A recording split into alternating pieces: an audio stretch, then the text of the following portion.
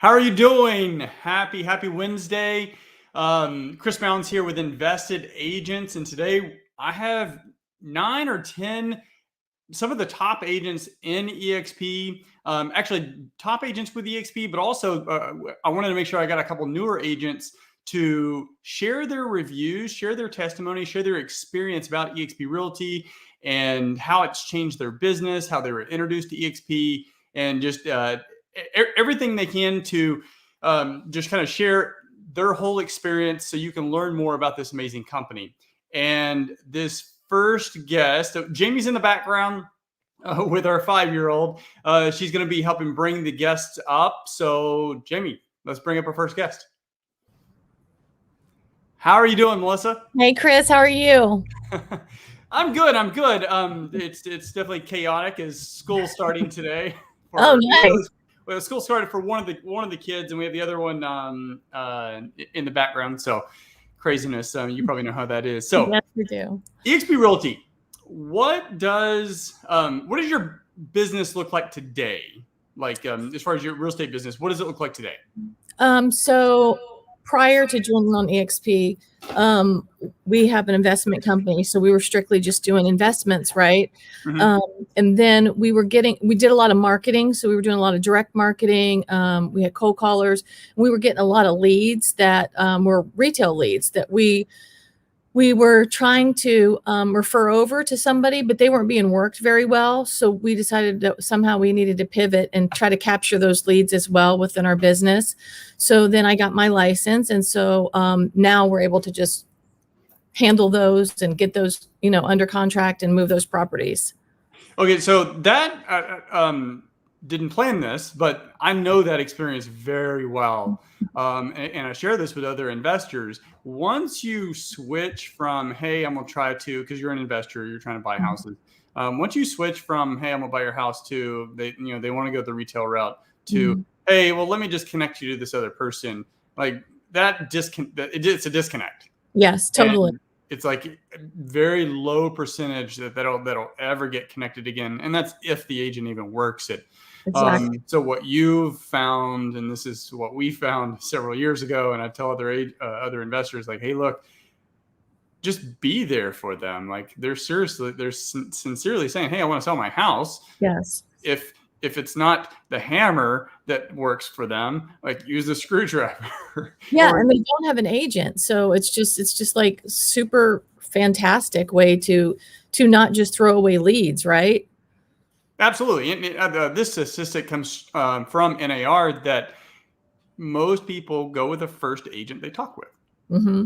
And most people don't talk with more than 2 or 3 agents. So you were early in the process as an investor in that conversation typically, and you just had the solution for them. So I love that. How are you introduced to eXp Realty? I met Matt Gardner, I think at a meetup a couple years ago. And so he definitely wined and dined me and stayed with me in the process of when I was just considering, get my license, but I didn't want to because, I didn't want to have to commit to office hours and, having to commit that bigger picture of what you think in your head when you think of being an agent.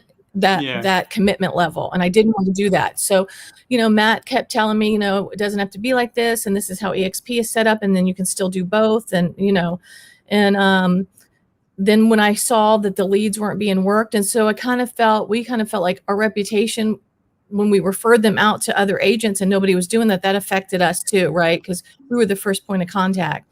So, yeah, it does. I know. Right. And so it's all about referral and, word of mouth and that kind of thing. And, you treat somebody right and then they're going to refer you to somebody else.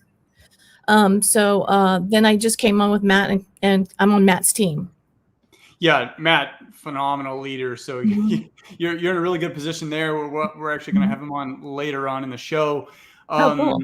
So it sounds like it's had a pretty positive impact on your business. What can you share? I mean, outside of just being able to handle those leads, just for you and your business and the unique fit and kind of your niche, how has that really impacted your business? Just another whole stream of income, right? I mean, it's just the retail leads are just another stream of income, and if we're consistent and keep them in the funnel, then we're closing, or we're either listing or selling, right? Mhm. So it's been fabulous when we go through like lower points in wholesaling or flipping, then we can fill that in and still be able to keep going. Does that make sense? No, it totally does, because Yeah. you're speaking my language. Mhm. And you also have there's the stock too, which is a completely side benefit. But when the stock's doing really well, like it is now, Yeah. it's a really good benefit. That's a huge benefit, on top of the other things where, we don't have to go into a traditional office, and we don't have to, help answer the phone or be there, but we still have that same kind of environment on the team with Matt, because, we're able to, we have a Slack channel. And so then we just keep in contact with everybody. And if there's anything somebody needs, or vendors somebody needs, or if you need somebody to put a sign down or pick a sign up or whatever, we can all be there for each other, when before you'd have nobody, right? It would be just you. Yeah. This question was not planned as well. What do you say to other investors who are, because I get this a lot, I don't want to get licensed, I don't want to deal with it, like, so they're going to continue to go down the path of, I'll just refer it to so and so, knowing that their closing ratio is like horribly low. They just don't want to deal with it. Like, how do you address that concern? In retrospect, I wish I would have done it a lot sooner.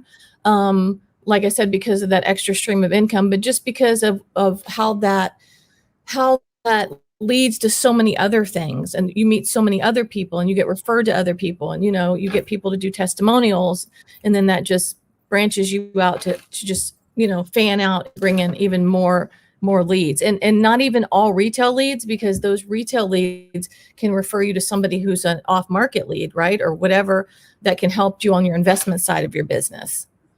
Here's something too. I don't know if you've done this, and we never really did it, but I know some other in some masterminds that Jamie and I were in.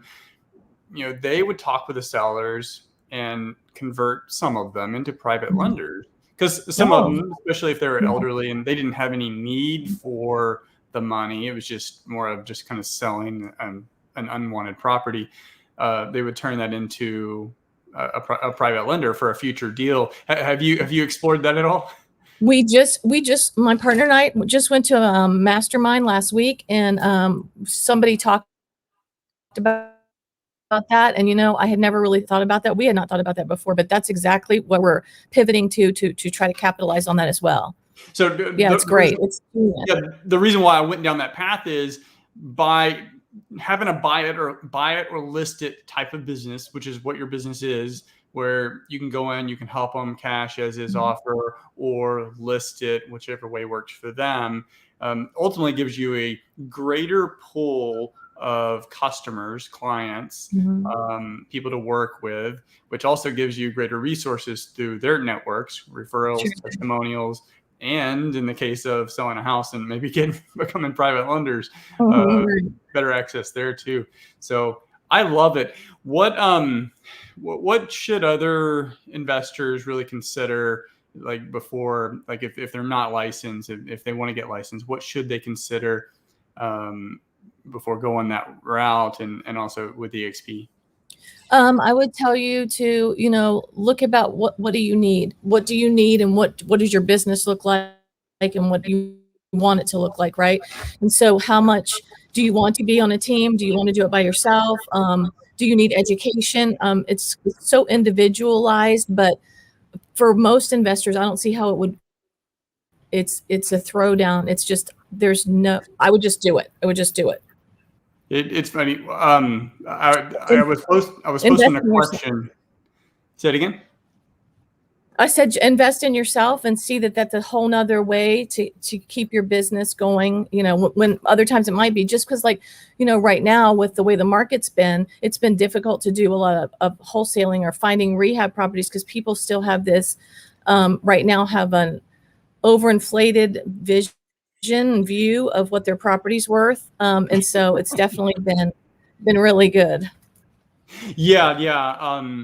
and actually, I want to have another longer conversation with you when we have time. Got like 30 seconds. Sure. Yeah, I was basically going to say that when you were talking about getting licensed, I was posting a question on Facebook recently, and I was thinking of all the investors, like the top investors I know, but I wanted unlicensed ones, and I had to struggle to find them. It seems like most of the most successful investors are either licensed or they have someone on their core team, spouse, Right. partner that's licensed. So, I mean, if you're going to be a professional in the business, make it official, right? No, for sure. And that doesn't even go into the other things that the benefits of being an agent. And that's just seeing those properties that come on the market first, right? I mean, that's big. It's big. It is. It is. Well, thank you so much, Melissa. These little 10-minute bits Thank go you. quick, and we'll Sure. definitely talk again soon. Yeah.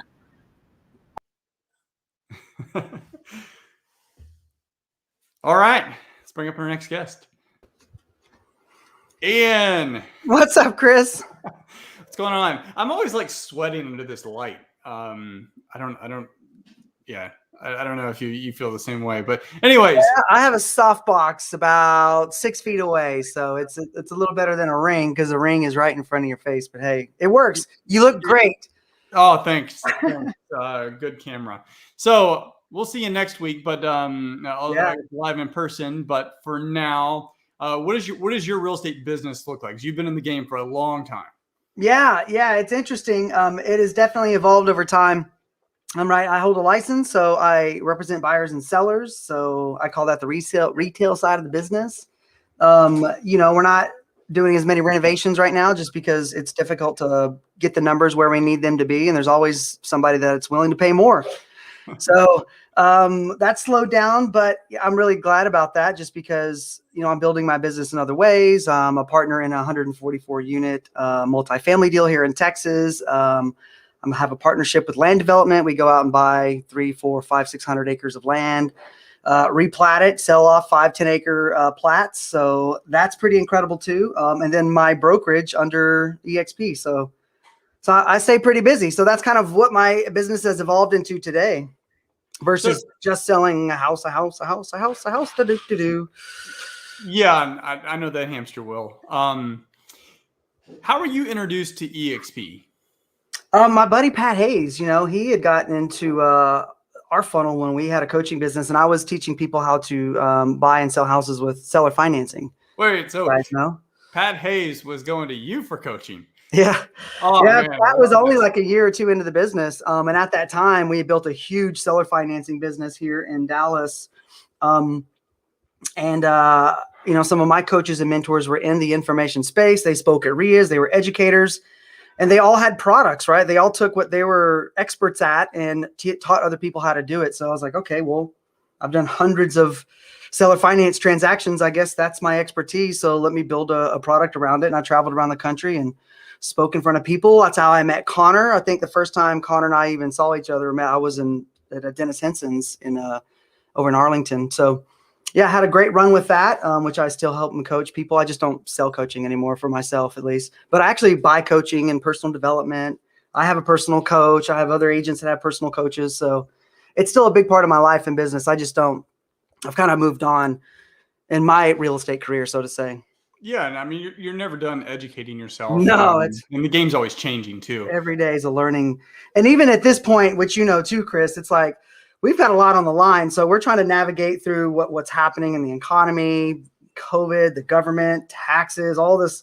We're trying to navigate through all this stuff. So it's been a ride. And that's why I've always had a focus of just not putting all the eggs in one basket because, we did that when we had a run from 2010 to 2016 is when we were at the heat of that business, how I was scaling, buying, and then reselling with seller financing. And I mean, it was a buyer's market, right? There was inventory just parked everywhere. I mean, I was buying burned outs and financing those to builders, which was my favorite strategy. We went from buying and renovating homes, like doing big renovations, which we've done here recently. But when you get 3 or 4 of those going at one time, right? You know this, Chris, like the money and capital that it costs to get those houses to the finish line and then carry them all the way through contract and then to finally get right? That line of demarcation is every day. So every day you're losing money on those deals. So we got really beat up and burned in that. And then we had to make a shift. And then I started buying houses, and then I wanted them to cash flow. It's like every house that I buy, I'm keeping somehow. Rental, cash flow, note, whatever. And now it's evolved into this whole Airbnb short-term game, which is your niche and expertise, which is mind-blowing. And it's so relevant for now and today. Yeah, going back looking at our business, and Jamie can really attest to this too. Like we flipped 200 or so houses, but wish we would have I'd be hold on to more. Yeah. Yeah, because a question I posted on Facebook just the other day, several of the folks are like, "Hey, how many rentals do you own?" And several of them are well over 100 plus because they didn't flip during that time period. They bought and held. Now they got like a 100-unit portfolio. So, how has eXp Realty impacted your business?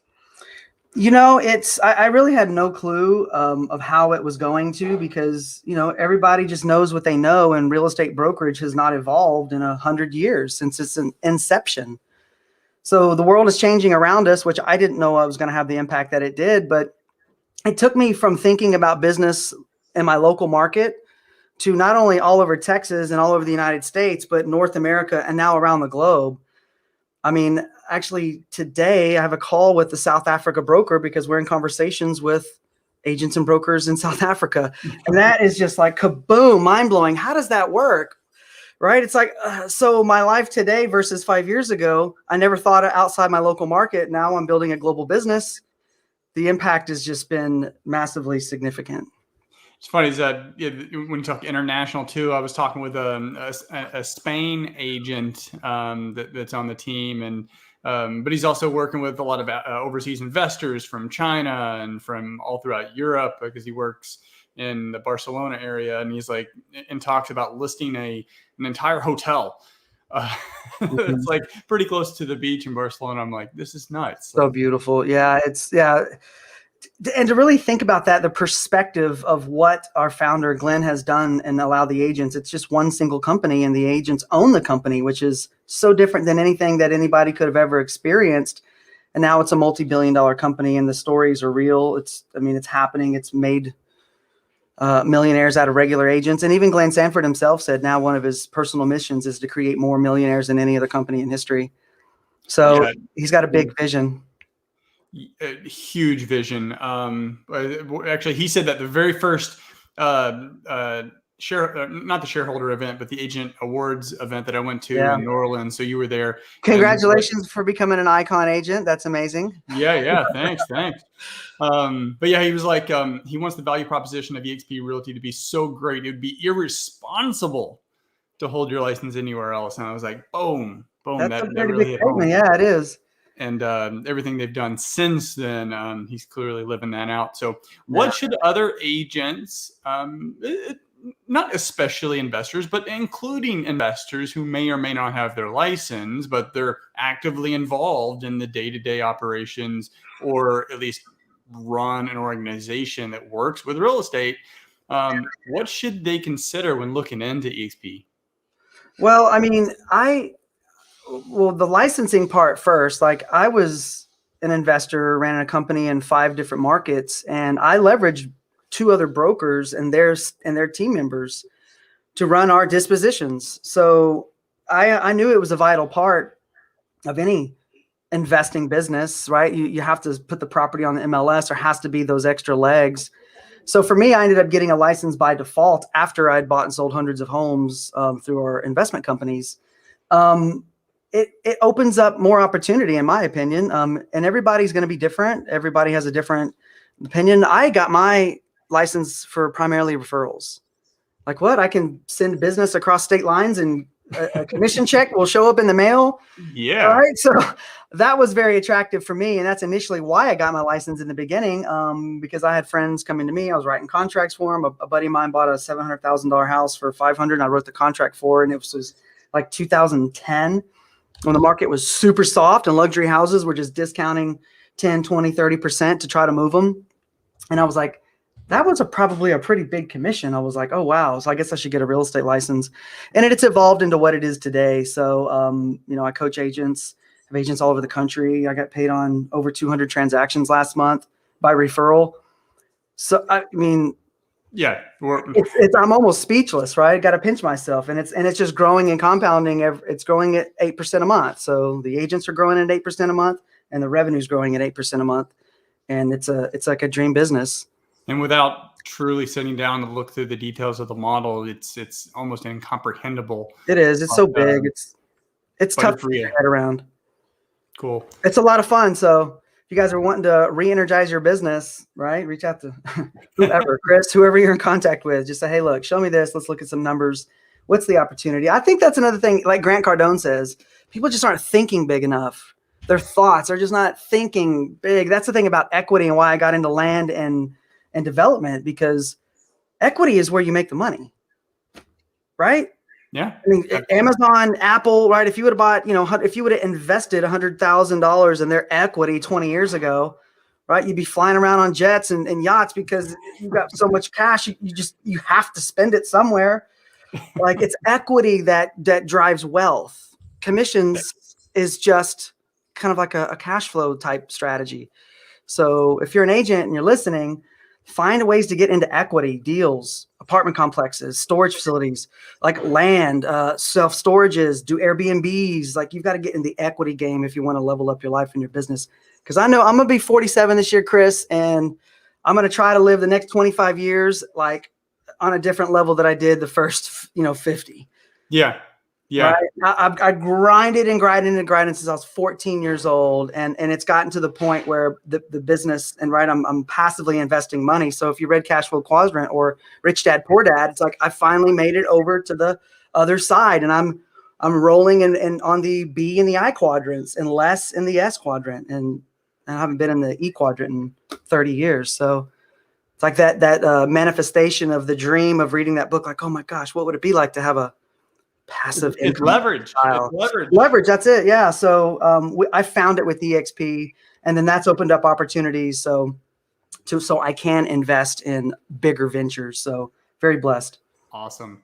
Well, hey, Ian, I look forward to seeing you next week, and appreciate all the leadership that you've provided throughout the years, and look forward to many, many great years. Awesome. Well, hey, I'm proud of you, Chris. You guys are growing Houston like the leaders, the true leaders that you guys are.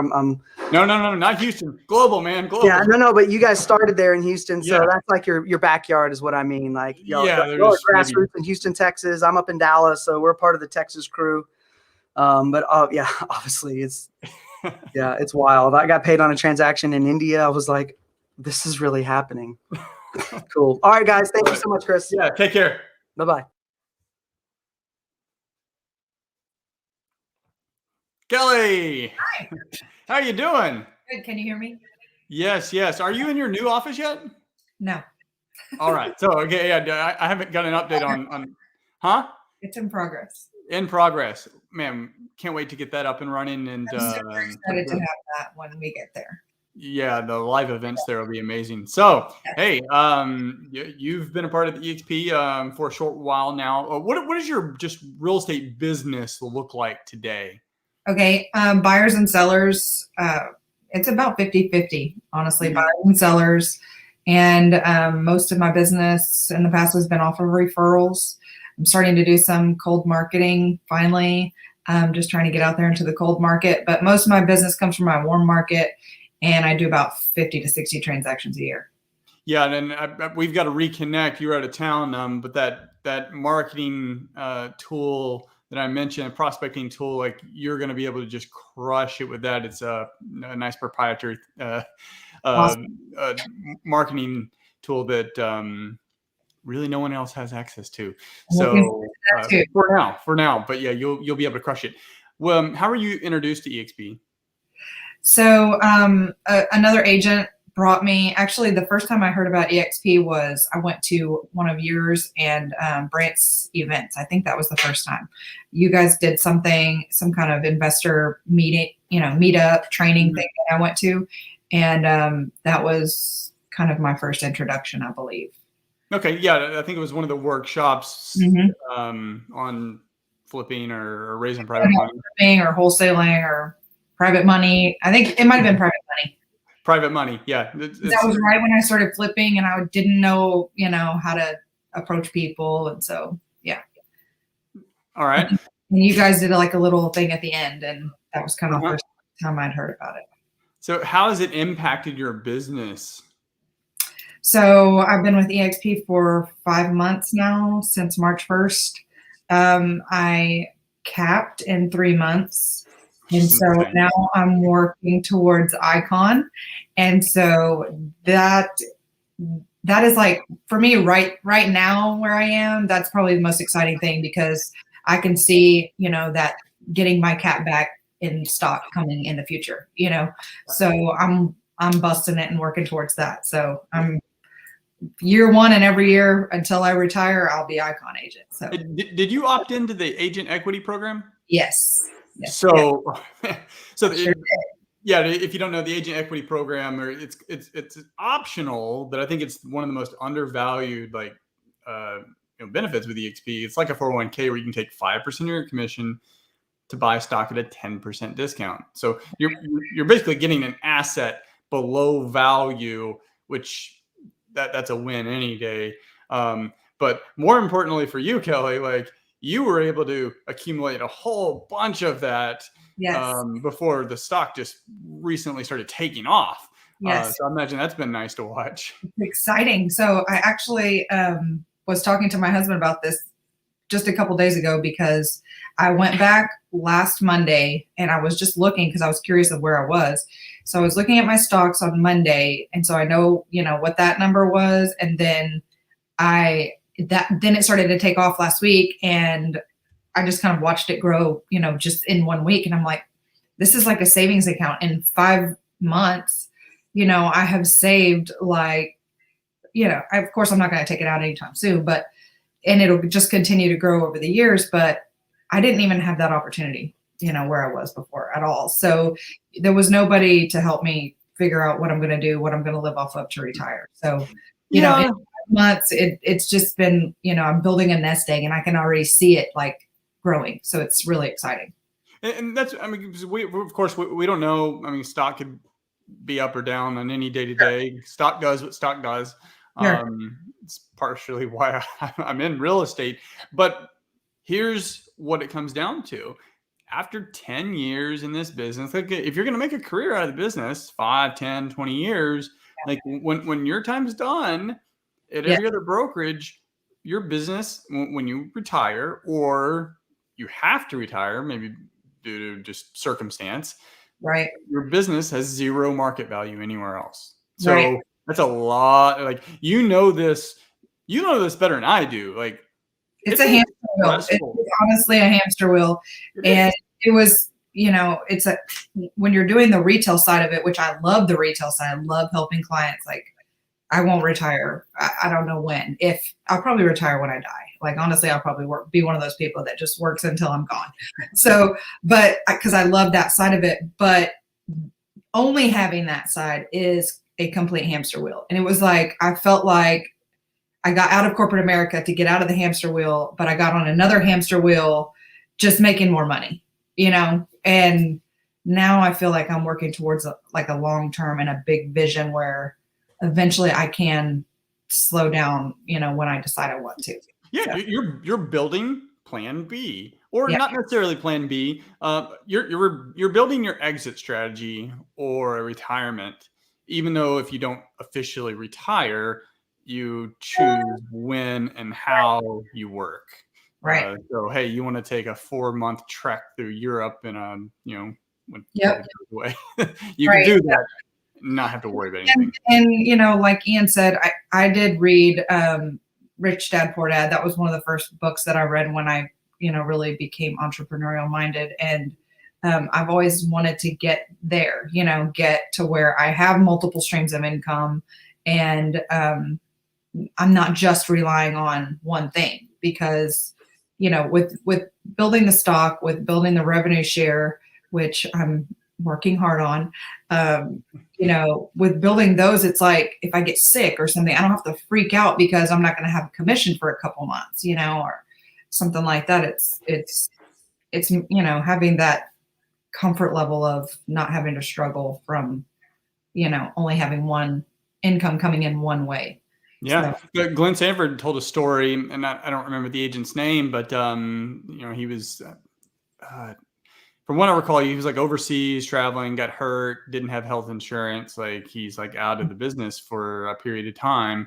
But for him, it was revenue share, gave him a few $1,000s a month, which a lot of them paid bills, which was essential. Otherwise, I mean, you're kind of facing bankruptcy. So that's what allowed him to sustain until he can get back on his feet. But whether it's an emergency situation like that or a purposeful pullback, or you just want to go on a 3-month vacation, it's options. right. The business can be fun, or it is fun. Mm-hmm. It's sexy at times, but it's draining. It's it can be very stressful. Yeah. And you're not going to want to do it at this intensity. Right. I see that coming. I'm in my early 40s, but I can feel like life is changing, and eventually I'm going to have to slow down, because I'm like 90 to nothing all day, every day. So, and I'm talking about like pounding the streets, selling houses, so it's a lot of work. So eventually I am going to have to slow down.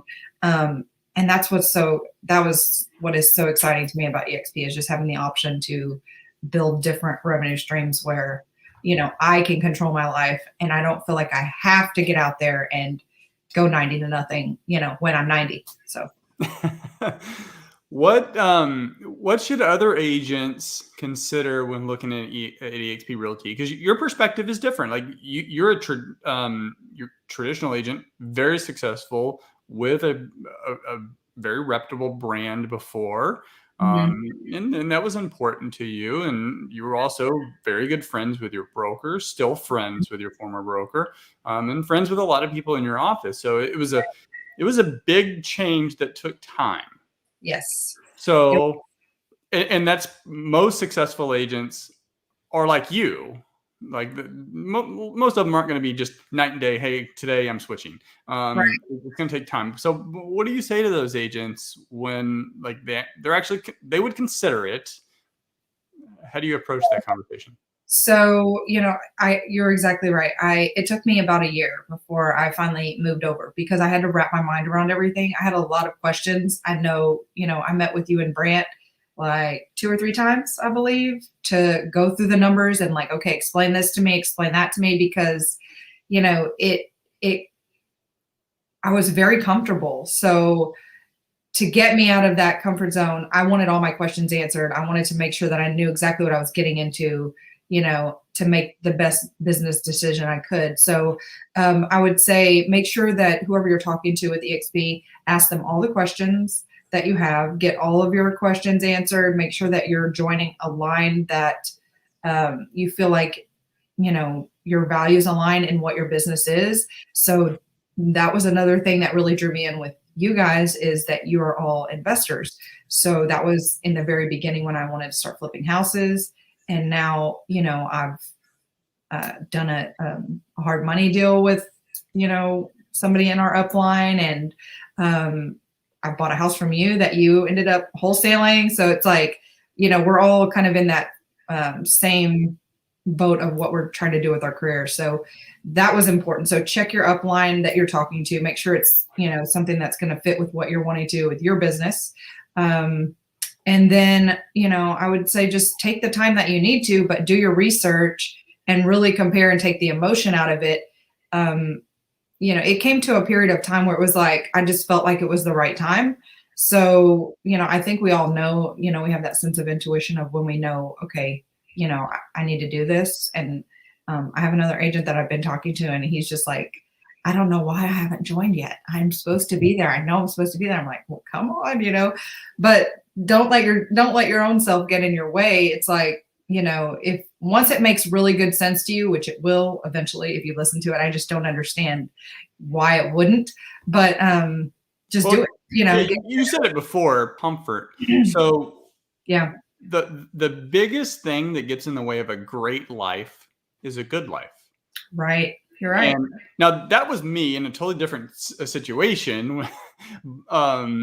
but I understood that getting out of college, I didn't continue investing. Had a really, really good sales job.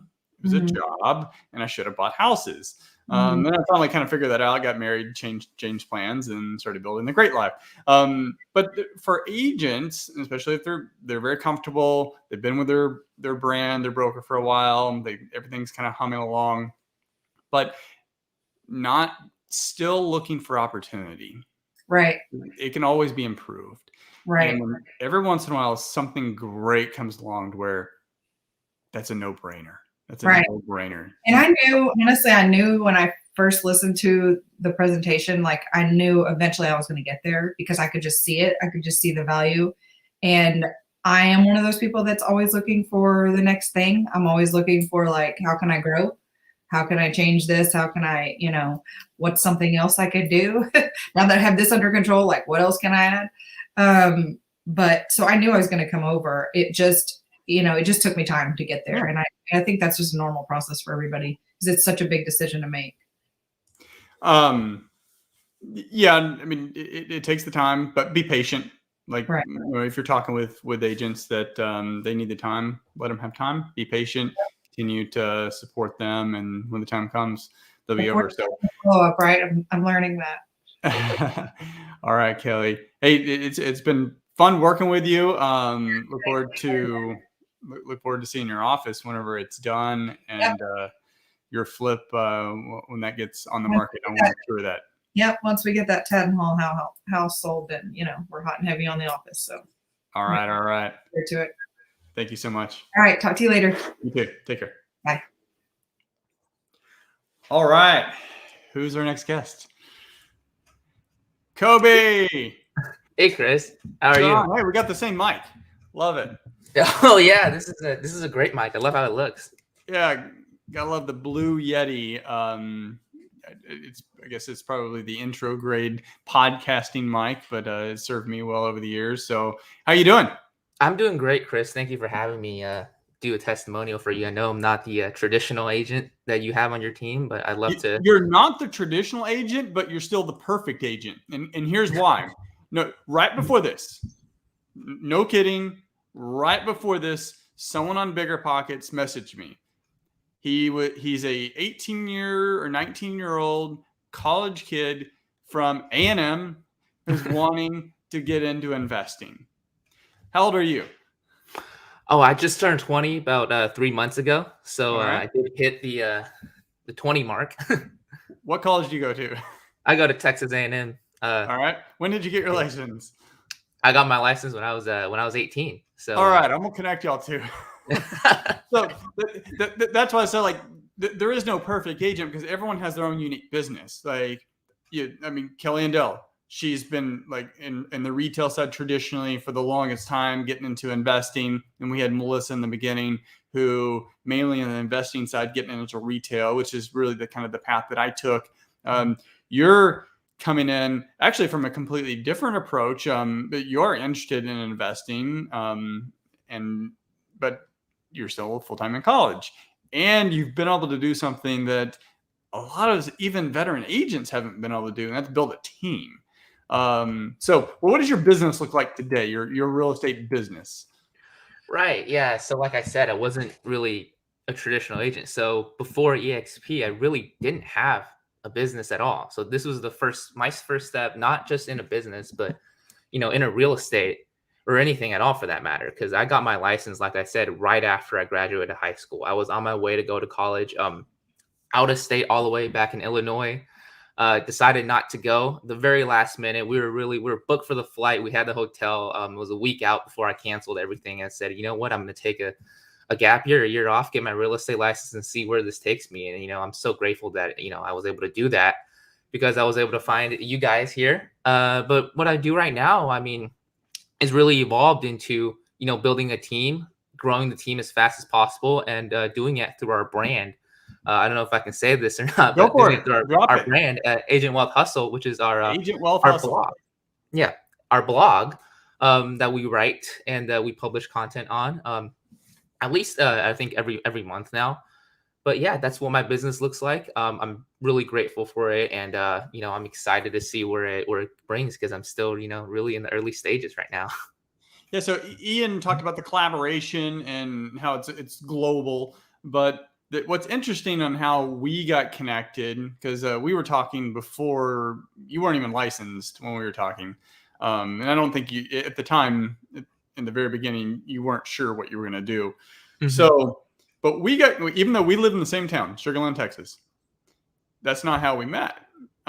So we met because I met with someone in San Diego who lived in Florida. I met him in San Diego at a conference. He lived in Florida.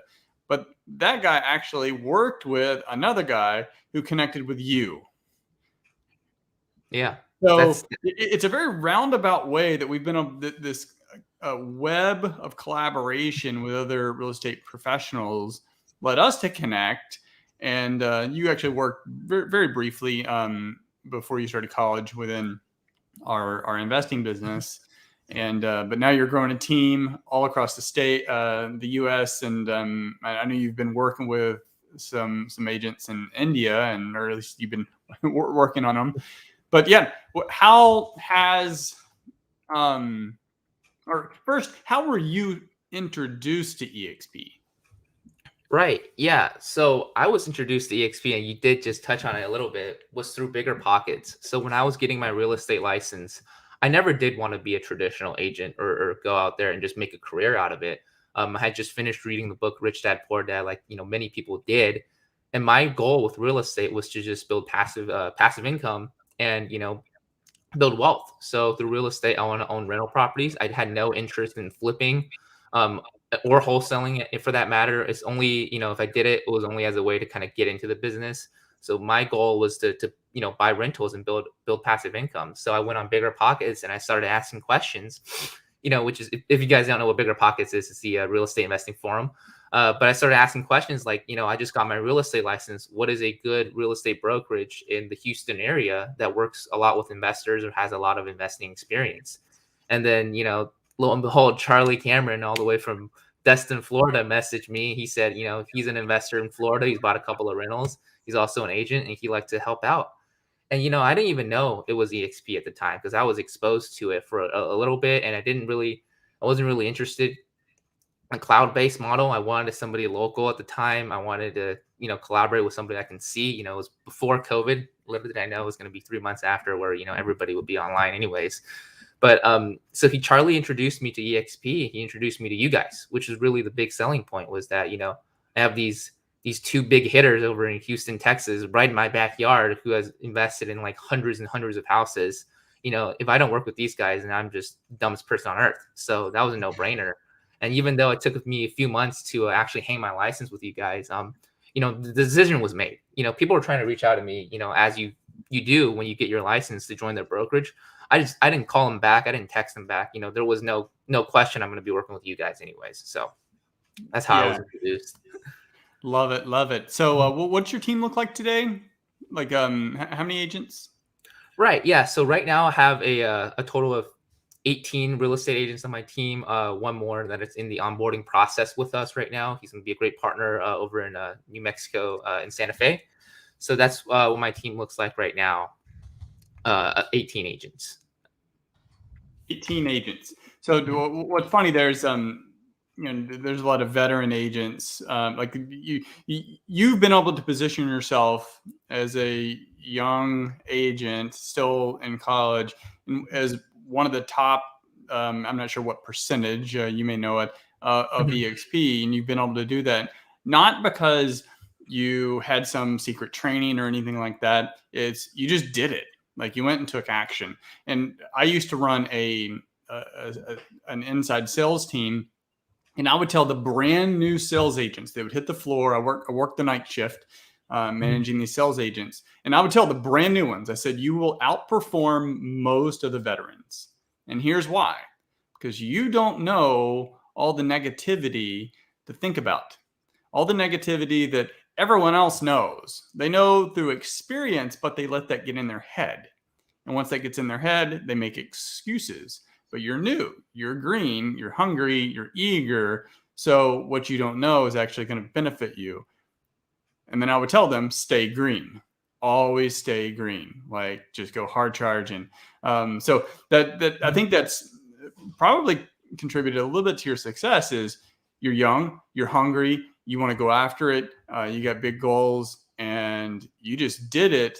No one, I mean, you weren't out there thinking, oh, who's going to listen to me? Like, you just did it, and boom, that's amazing. Right. Yeah. You hit the nail like right on the head right there. Cause what I see is, everything that you guys tell me, whether it's you or Brant or Connor or anybody for that matter, I just listen because I'm a blank, I'm a blank sheet. I'm a blank piece of paper. I don't have any preconceived notions or any sales training aside from you guys. So I just see that you guys are successful. So whatever you guys tell me to do, and I'll just go out there and do it, put my little twist on it, but I'll do it. So, I mean, there's nothing stopping me from going out there and just killing it. Yeah. And that's the approach I took whenever I started flipping. So I was in college, about your age, and I'm like, who's going to listen to a 20-year-old kid? Like, I'm going to buy your house and you're in foreclosure. Like, how is that possible? And I have a picture. I don't know that I went on the appointment with shorts, but I probably did because I'm not stylish, with an Abercrombie shirt and shorts. And so I literally have a picture of me standing in front of this house with my mentor and like cargo shorts, like ankle, or I don't know, not very fashionable. Like I looked like a 20-year-old like college kid, like, and I buy this house. Like, how is that possible? It's just because the guy that told me what to do, I just did it, and I just did it, and eventually it happened. Action wins. Yeah, I'd have to agree with that because I mean, if I didn't take any action, and really, this is something so I don't really want to offend anybody when I say this, but really, COVID was what kind of made me take action. Right, I was about 3 months in working with you guys, trying to still figure out what I was wanting to do, and then it was not really until we were shut down and I wasn't able to go out and do anything at all that I really, really took a hard look at revenue share and the team building aspect of EXP. So when I first joined, I didn't have any interest in it. I think we had our first conversation. I told you, if I get one agent this year, that'd be, catastrophic, a great event for me, or extraordinary event for me, not catastrophic. But and the first year, I think I onboarded 6 agents. So that's, I really put my head down and started to take a look at the model as, COVID started locking us down more and more, and I wasn't able to go out and do anything. So that was really that was what made me pivot into this. And when I took a good look at it, it just made so much sense because it would help me reach the same goal, which is build wealth and passive income. But it just didn't take as much, it didn't take much time, and it didn't take as much risk, which, as a new person in the industry, I think that would help. Go out there and losing $100,000 isn't really going to help the momentum. So no, that's painful. But also, so is, hey, I can't pay rent this month, or my AC went out. Right. I love rental properties. I'm still going to buy them. I think everyone should, or at least passively invest in them in some way. But I mean, there's risk involved. That's been one exciting thing about EXP, and adding that revenue share component to it is, I don't have any financial risk involved. So it's an incredible passive income that truly takes none of my time once it's set up, and then it gets to a point to where it grows organically. So I love it. Any final thoughts for folks? I'd say especially younger agents that are getting their license, whether they're going to do retail or they want to just focus on a passive. Your experience was you wanted to make sure you joined a team and connected with some local rock stars that you can kind of follow. Any last thoughts for folks that are in that kind of zone and how they should consider EXP? Oh yeah, definitely. I mean, when I started, I had all these limiting beliefs in my mind. I'm a kid. I don't know anything. I have no experience in life and business or anything at all. So I was just looking for as much support as possible. I was looking for people to tell me what to do and to give me stuff to do. And I was not ready to take action on my own. And, boy, was that a big mistake, because when I just started doing things, that's really when things really took off. And I started figuring out, for myself, that I was able to do all these things that I thought I couldn't do, but I can. So for anybody, if you're, a younger agent or somebody who's just getting into the industry, just start going out there and be a self-starter and take action, because, I'm just reading this book right now. It's called Psycho-Cybernetics, and it's telling me that, we have so much power within ourselves that we don't really realize. And that's the point that, I think I'm trying to make, is that when I first started, even as an 18-year-old kid, I had a lot of power and a lot of, skills and within me that I just didn't know. And it was not until I was forced to go out there and explore that, I was actually able to fulfill all of that within me. So if just anybody, support is great, but just going out there and doing it and believing in yourself, you'll be successful at, whatever it is that you do in business or in life. I've been able to build a team of 18 agents in, I think, 12 different states now. That's bigger than most brokerages, independent brokerages here, at least locally for us. That right there is a huge statement too. Right. So yeah, and I came in with no experience, not just in the industry, but in business at all. So you can do it. I get it. If I can do it, anybody can do it. So just keep that in mind. Love it. Hey, can't wait to see what the team looks like in the coming months and years. Look forward to working with you, and we'll talk again. Oh yeah, definitely, Chris. Thank you so much, and thank you guys for all the support. My pleasure. Take care. All right, Brant. Are you at the beach somewhere? What is up, my friend? I'm not. I'm at Can you hear me? Starbucks. Starbucks. Oh, okay. I can hear you fine. You hear me? Yeah, I can hear you. Yeah, I wasn't sure if you were at the beach, a mobile home park, or what. So, hey, we'll kind of, because I'll probably just have you on for 10 minutes. I was going to have you on for 20, but want to make sure I get all the content I can out of you, because you were the one introduced me to EXP. I'm very grateful that I was one of the first people that you called. But for anyone who doesn't know you, what does your business look like today? Yeah, first off, thanks for having me on. Thanks for all you do to help me and our agents. Can you hear me okay? Just make sure my audio is good. Okay, good. It was a little choppy on my side. Yeah, man. So full-time, real estate investor. I've started in real estate about 15 years ago. Was former law enforcement for 7-8 years, and then went into the corporate world and hated it. So like so many people, I realized that climbing that corporate ladder was not for me. So I started looking for other things, read Rich Dad Poor Dad, and a dozen other books. As soon as I read that book, it just opened up a whole new world to me.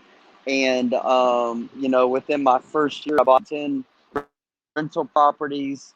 My first year in real estate, started with no money, used a credit card to buy my first property. Next year, I bought 10 more rental properties, and then went full-time in 2009.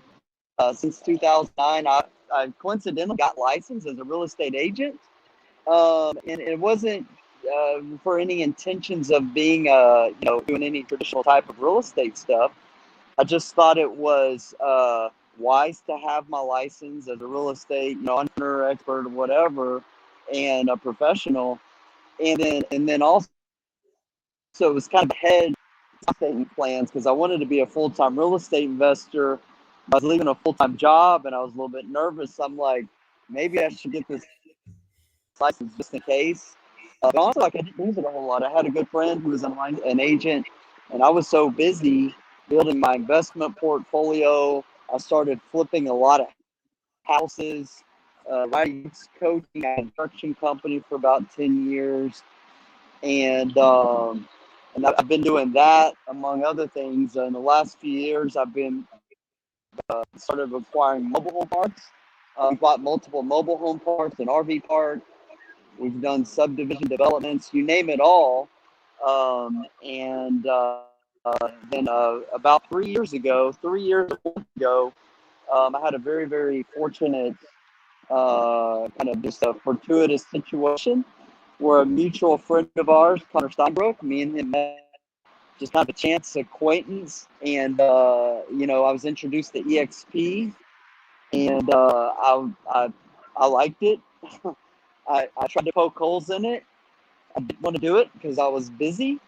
and I had actually deactivated my license because I wasn't using it at a full-time agent on staff. So I was like, you know, if I'm gonna do this, I need to reactivate my license. I'm gonna have to spend some time in this. But it was an opportunity, honestly, like zero risk, tremendous opportunity for reward. So, you know, I took action on it years, 1 month ago today, where I, you know, joined with EXP, and you and myself, you my friend were one of my first agents in my first 90s. You joined, you saw it, you got it, and we've been rocking and rolling ever since. Yeah, I mean, when you showed it to me, it was a no-brainer.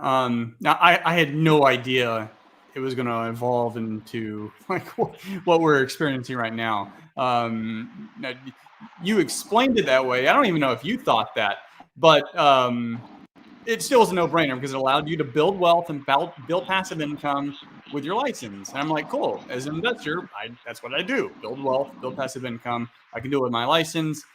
It's a no-brainer. Why not?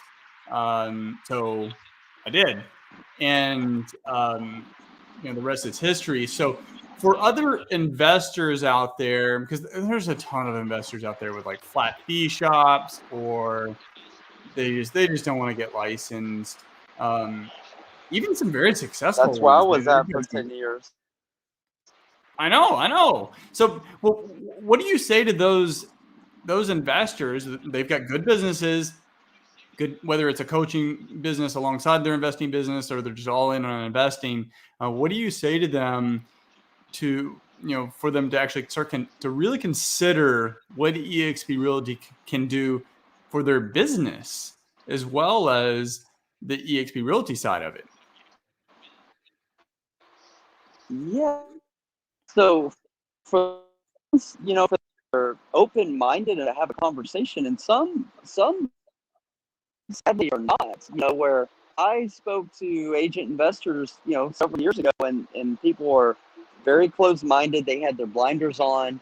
They didn't have the open mind, and you know, honestly, a lot of them, you know, made jabs about EXP, made jokes and things like that. And I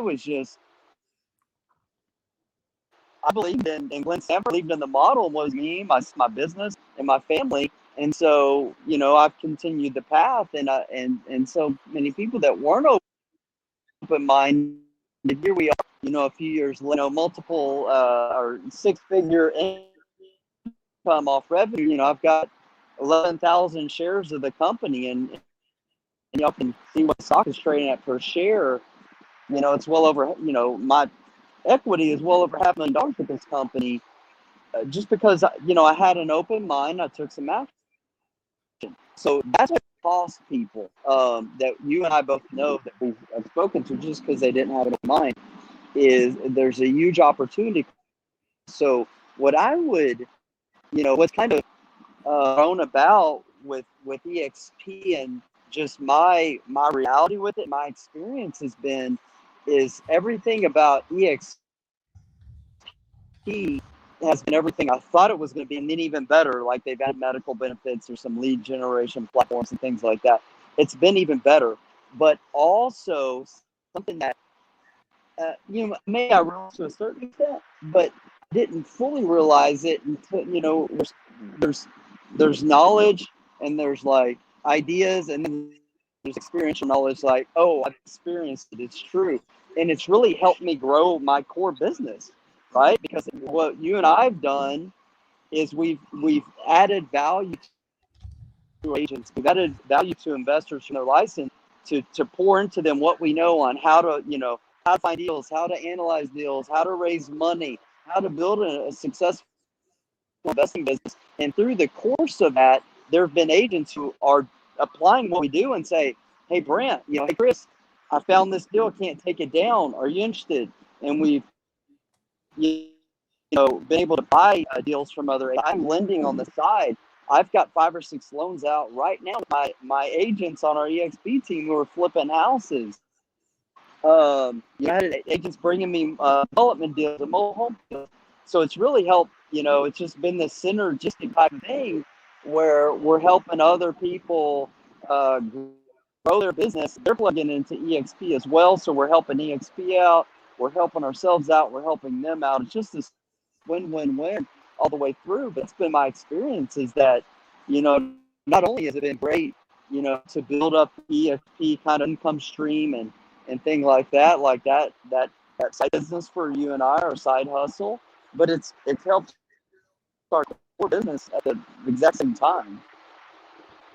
Love it. Yeah, being able to, it's just that collaborative effect that we now have the opportunity in the vehicle to work so closely together with other agents and agent investors, help them grow their business.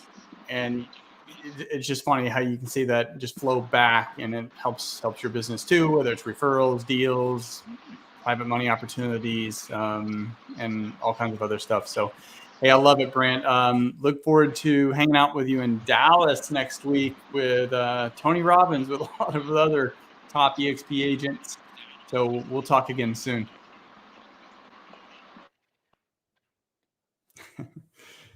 There's a little of a delay, but I'm sure you heard that. Hey, Jesse. Hey, Chris, how are you doing? Hey, what's going on? I knew like you're a Marine, like so you weren't gonna let some peddly little technical challenge defeat you. No, there was no way. There was no way. I apologize for the delay, but there was no way I wasn't getting on here. That's all right. Improvise, adapt, and overcome. Adapt and overcome. What's your business look like today? Today, I'm actually, believe it or not, driving around trying to get some numbers on a elderly care facility that we recently acquired with one of our partners. So at the moment, we're actually trying to go ahead and get some numbers in terms of how much the competition is charging per room. So we have an idea of what we're going to bring to the table in terms of bringing in some of our investment partners in on it. So today is data collecting some data right now to go ahead and put a proposal together for some of my partners. This is a multifamily? This is an elderly care facility. So it's a 12 okay, bedroom, I got you.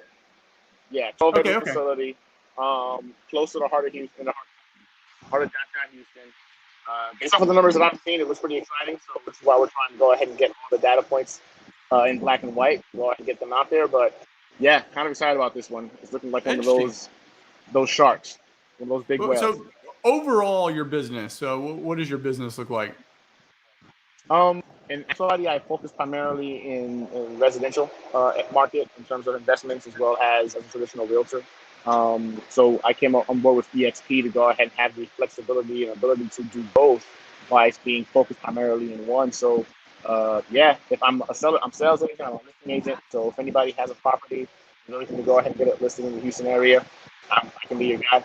I'm also really deep in the wholesale market as well as on the investment side. So yeah, I guess I'm trying to become a jack of all trades when it comes to this game. Well, you're a professional at selling houses. So not every house needs to be sold the same way. And of course, investments, really every real estate agent should be involved in investments. Unfortunately, that's not true, but they should be. How were you introduced to eXp Realty? Believe it or not, to one of your good friends, right? So I remember doing some research about it, kind of having an idea of, just ringing in my ear, kind of having an idea of exactly how I wanted to go ahead and have the freedom necessary to go ahead and still focus on the investment side as well as the traditional side. And through all the research that I did, Keller Williams, I actually have a mentor of mine. I said Keller Williams tried to bring me on over there. But again, just comparing the benefits and speaking to Charlie Cameron pretty much was the one that convinced me to go ahead and give EXP a bigger viewpoint. Saw the presentation and I was sold. How has EXP impacted your business since coming on board? It's been very beneficial. I can't argue, very beneficial. One of the perks of it is, since I am a licensed realtor, I'm able to go ahead and present to a lot of clients multiple options that some of my counterparts can't, right? I understand the investment side, which is where I kind of came from. So whenever I encounter individuals who are in a situation where they have a distressed property and they're looking like the walls are closing in, I have the ability to provide options, not just for the investment capacity, but also as a traditional realtor, what they could go ahead and do to get the property up to market value, or what did you get for that property if they listed it? So it's allowed me to go ahead and increase my client intake so much so that I'm currently right now, as you know, trying to build a team up so I can start distributing some of these leads. Definitely. And so the collaboration, like in another world, no, not necessarily another world, outside of EXP, the likelihood of me and you collaborating would have been very low. It's not that I wouldn't be happy collaborating with you. It's just that opportunity to actually do so would have been low. There's just not really a lot of opportunity there. But instead, with EXP and the way the model is set up, like not only can we collaborate, but we didn't directly meet. We met through another person, like your sponsor. Correct. So that's what's allowed. Like now, me and you can collaborate because you're actually in my hometown, even though I didn't sponsor you in the EXP, and you're also an investor too. And we've connected, and you've pitched some deals to me that I've looked at, and haven't bought any. I'm waiting for the right one. I got you. They're coming. I'm gonna keep sending them your way. Hey, I need some more rentals. So, especially in the southwest side of Houston, definitely looking forward to those. But so the collaboration, talk to me about that. How has that helped you or had any type of impact in your business, whether retail or investing? Again, it's instrumental. You're talking about the ability to reach out to individuals who are where I'm eventually trying to get to, who've been in the industry for quite some time. The ability to go ahead and do not both the investment side, the traditional real estate side. And I've encountered some individuals right now, to include yourself, that dabble into the commercial side. That was something I really wasn't looking into before, but EXP has given me access to individuals who have accomplished what I'm hoping to accomplish one day. So when you kind of have those kind of mentors, at your disposal, it's made my turning point for educating myself on some of these aspects just skyrockets. Now there's things that I knew now since coming with EXP that I wouldn't have known over the last couple of years. So it's been a huge benefit to myself, and of course the training that I'm not doing for my team allows me to pass on some of that knowledge that I'm getting from, again, the mentors that I've had the pleasure of being able to have conversations with. And it's just an interesting observation because what EXP really did was they took down the walls. So at any other brokerage, it's not like you can't talk to them. It's just the incentive and just the overall spirit of the organization is different. Like everyone's running their own individual businesses, and why would you want to share something with your direct competitor?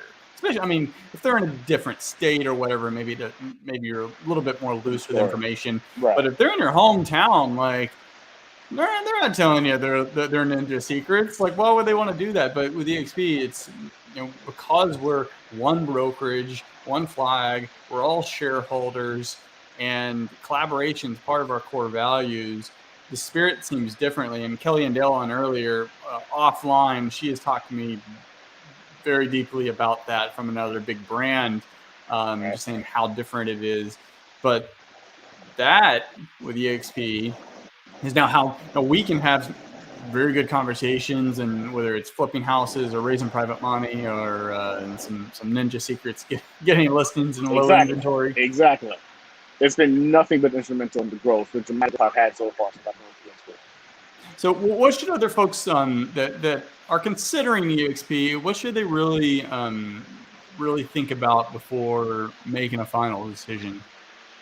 I think one of the biggest things is the fact that for what this brokerage provides, to include the mentorship, the KV Core is an amazing CRM that I would have never even engaged in if not for EXP. Them bringing that along as well as a free asset has made the traditional side of my business move significantly smoother. To me, I think the biggest thing is the direct access to individuals in which you would want to go ahead and partner up with, learn from, and have conversations with. Like you said before, the walls have been taken down. And I think when you're able to go ahead and being in the military, whenever I've been able to have a conversation with a leader, ask what expectations were and how to go ahead and focus my attention and direction, I've always done right by that leader and done what the unit needed me to do. With EXP, it's very similar in the fact that I can go ahead and know what my goals are, speak to somebody who's done it before based off of the bio or conversations I've had with them, and they're willing to share that information. So now I can attack and know, okay, well, this is what I need to do. That to me is a huge benefit, especially as a veteran that's transitioned and gotten to the real estate game, because it's very similar to what I was accustomed to get me successful in the military. So I've aligned it with that. I played sports. You need coaches. All players need coaches. And EXP does right across the board when it comes to making sure we have all the tools we need to succeed. And it doesn't hurt that we become shareholders as well, so we also benefit when they benefit off of our profits. It's literally the only win-win situation in terms of the other brokerages that I've kind of looked into prior to me joining. Yeah, and I don't know what it is about veterans too, because there's so many veterans on the team.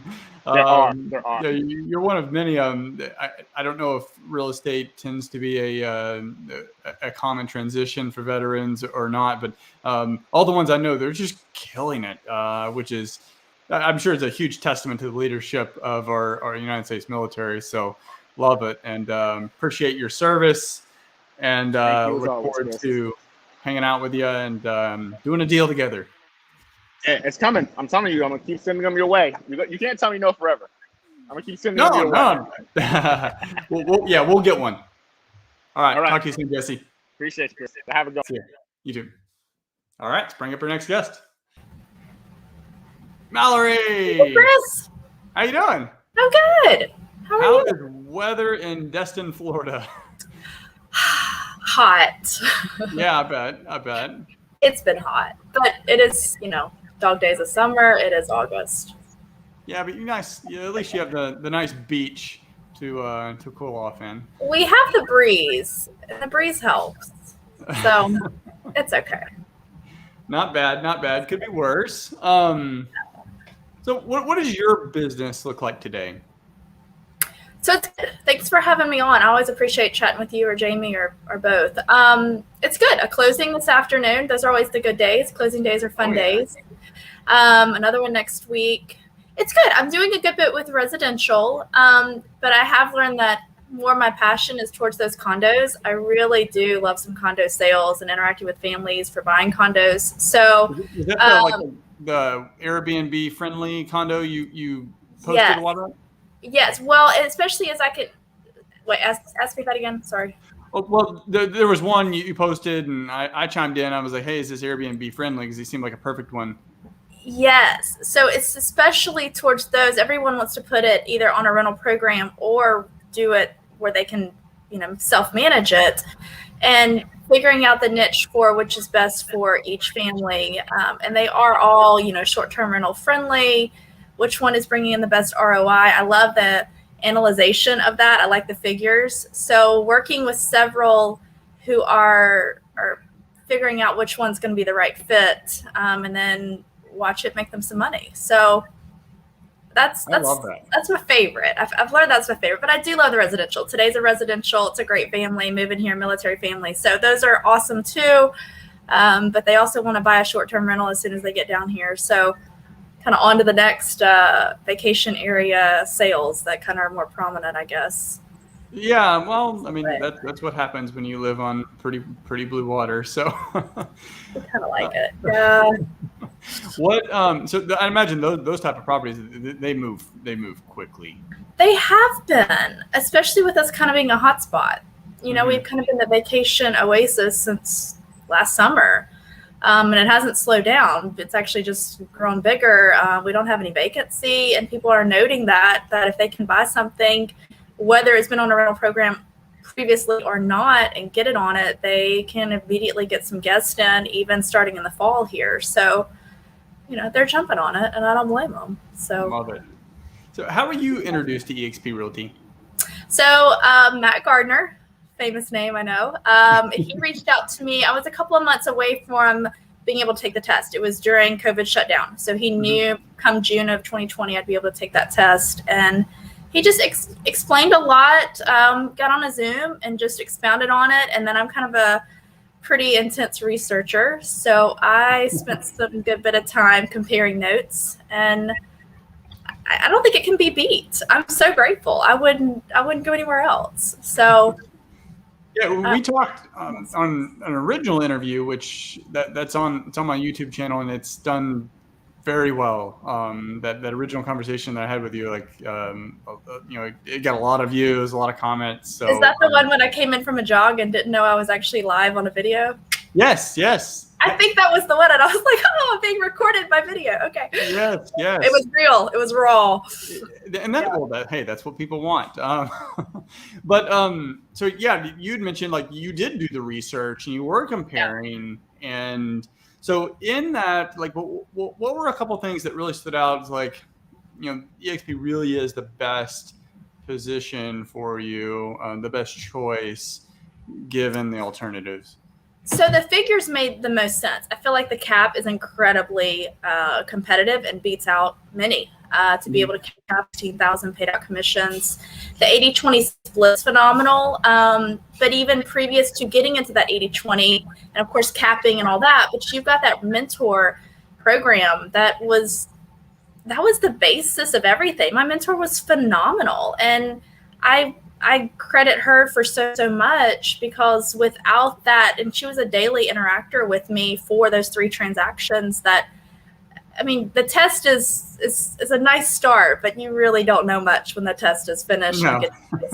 So, and even, I feel like every transaction I'm learning something. And I spoke to a friend that she's done 100, and she's like, I just learned something new I didn't know from this one. So you're always growing, but you got to have a solid foundation, because this is not a arena you need to make mistakes. You're working with money, so you need to kind of be aware and know what you're doing. So I'm grateful for that. I think that's been awesome. The brick and mortar, not having that was a concern for me, and that may be for some other people, but I think I was able to push through that, and knowing you're going to build connections with realtors, whether it's EXP or not. But specifically in the EXP family, I feel like everyone is very aware that, we necessarily don't have a brick and mortar to go to and interact with each other, and they make up for it in the way that you do kind of build a relationship apart from that. So about a week and a half ago, I was kind of boots on the ground for an EXP colleague that was going to be away on a vacation, and I wasn't really needed much, but we're friends, and we were able to still look out for each other. Last night, a colleague was able to open a door for me because I couldn't get there as quickly, and she lived in the neighborhood, and she's an EXP. So you're not going to be isolated, I guess, or you don't have to be if you're just outgoing enough to reach out and get to know them. So yeah. I've had on multiple occasions, like newer agents, EXP agents reach out, hey, can I do some open houses, or other type of collaboration, because we don't have the physical office. But one thing I like to stress with folks is, like, EXP corporate is in the cloud. EXP agents, we're real people in real communities dealing with real houses and real clients. Like, all of those are real. There's no cloud about the agent. Right. It's just the operations in the cloud. So we don't necessarily have to go to an office, because ultimately when you're at the office in the real estate industry, the brokerage industry, like, that's not where sales happen. The sales happen in houses. Right. We're meeting with clients, with buyers and sellers. Like, that's where the money happens. Right. So ultimately, now teams have offices. Individual agents, like earlier I was talking with Kelly Endell, like, she's building her own office. And so certain agents may want to do that, and that's okay. Yeah. And I think Matt shares an office, like your sponsor, with another real estate professional. So yeah. How has EXP impacted your business since the point you talked about the mentorship program, which is huge? Yeah. Get you through your first 3 transactions and just really get you on a quick start. But since that point, how has it impacted your business? It's moral support. It's interacting with people from newbies to the ones that are just doing $1 million deals, and they're all open to chat. I feel like it is a family. I think that's something that's very special about it. I don't feel like anyone's looked down on. I feel like you really have sweet connections to folks, and I feel like I can call on several and getting questions answered. And I've been grateful to you. You've helped me on a couple of things too. So it's a special group of people. They're all very stellar, and I've not met one that was not. So that's always nice. That's good. That's been good. Yeah. All right. What is for new agents? Because we talked about the no brick and mortar. You talked about the mentorship program. Is there anything else that new agents should consider? Because ultimately, when you're getting your license, you have no less than like 500 brokers calling you. Sometimes Yeah. it's 15 times a week, but and for the new agent that doesn't know, like some of them, they already know where they're gonna go, but for a lot of them that don't and they're open, it's confusing because Right. ultimately you have 500 headhunters and like almost high pressure sales folks like reaching out to you. Yeah. What should they consider about EXP that like maybe we haven't touched on?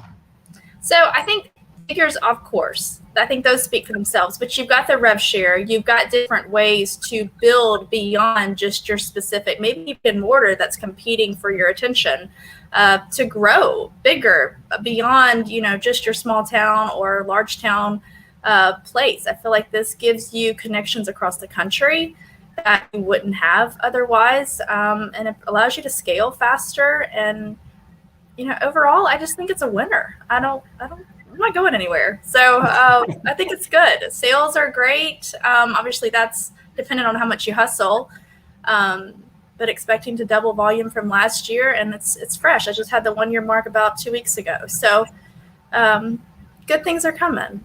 And that's awesome. And you very openly said this, that you've done it as a mom first, agent second, and you've been able to prioritize your life in that order and still be a successful agent and be a good value, a good agent for your clients, which is impressive. So first year in the books, what was your transaction total over the last 1 month? So last year was a couple million, right at the cap, but didn't make it.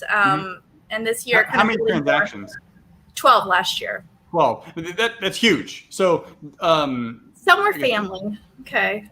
No, transaction's a transaction. So a lot like the last 30 seconds here. There was a stat where halfway through this year, all agents, not just new agents, all agents, like 40% of them or so, did not have a single transaction.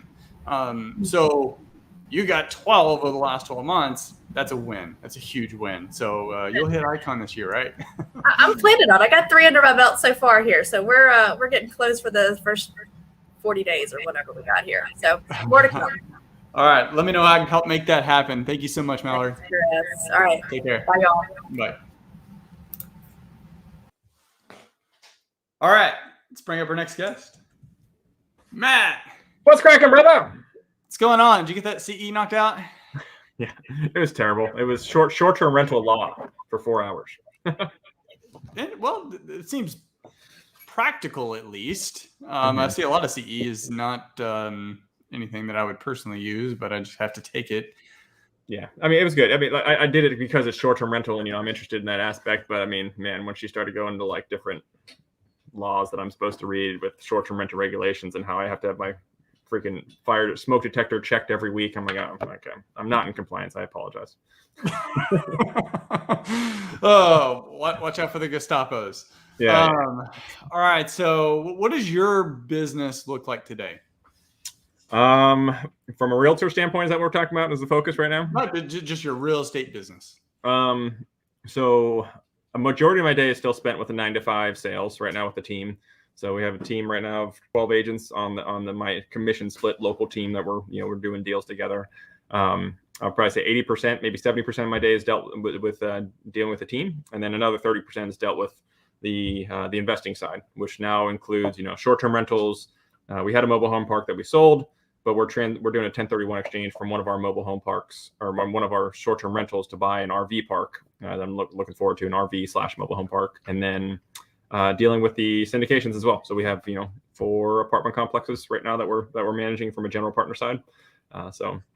Luckily, I've tried to really grow smartly to where my partnerships are such that I'm not spreading myself too thin, because that's the last thing I want to do is like overcommit to something and then fail. And so I'm very intentional with the way where I'm growing with my partnerships, that everyone's aware of everyone's pros and cons and limitations of where they stand, whether it be knowledge, time, or money.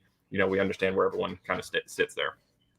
So you talked about production team, 12 agents. You talked about investments, syndications, mobile home parks, apartments. So you've been in real estate for what, 40 years now, 30 years? That's right. Yeah. 2.5 years. So it'll be, about 3 years at the end of this year. Yeah. 2.5 years, of which a portion of that, you were part-time, right? Yeah, I went full-time in beginning of 2020. That's when I retired out of the Air Force. So that's a remarkable speed, and it probably just you're very laser focused on what you need to accomplish and getting that done. It's done very well. So how were you introduced to EXP?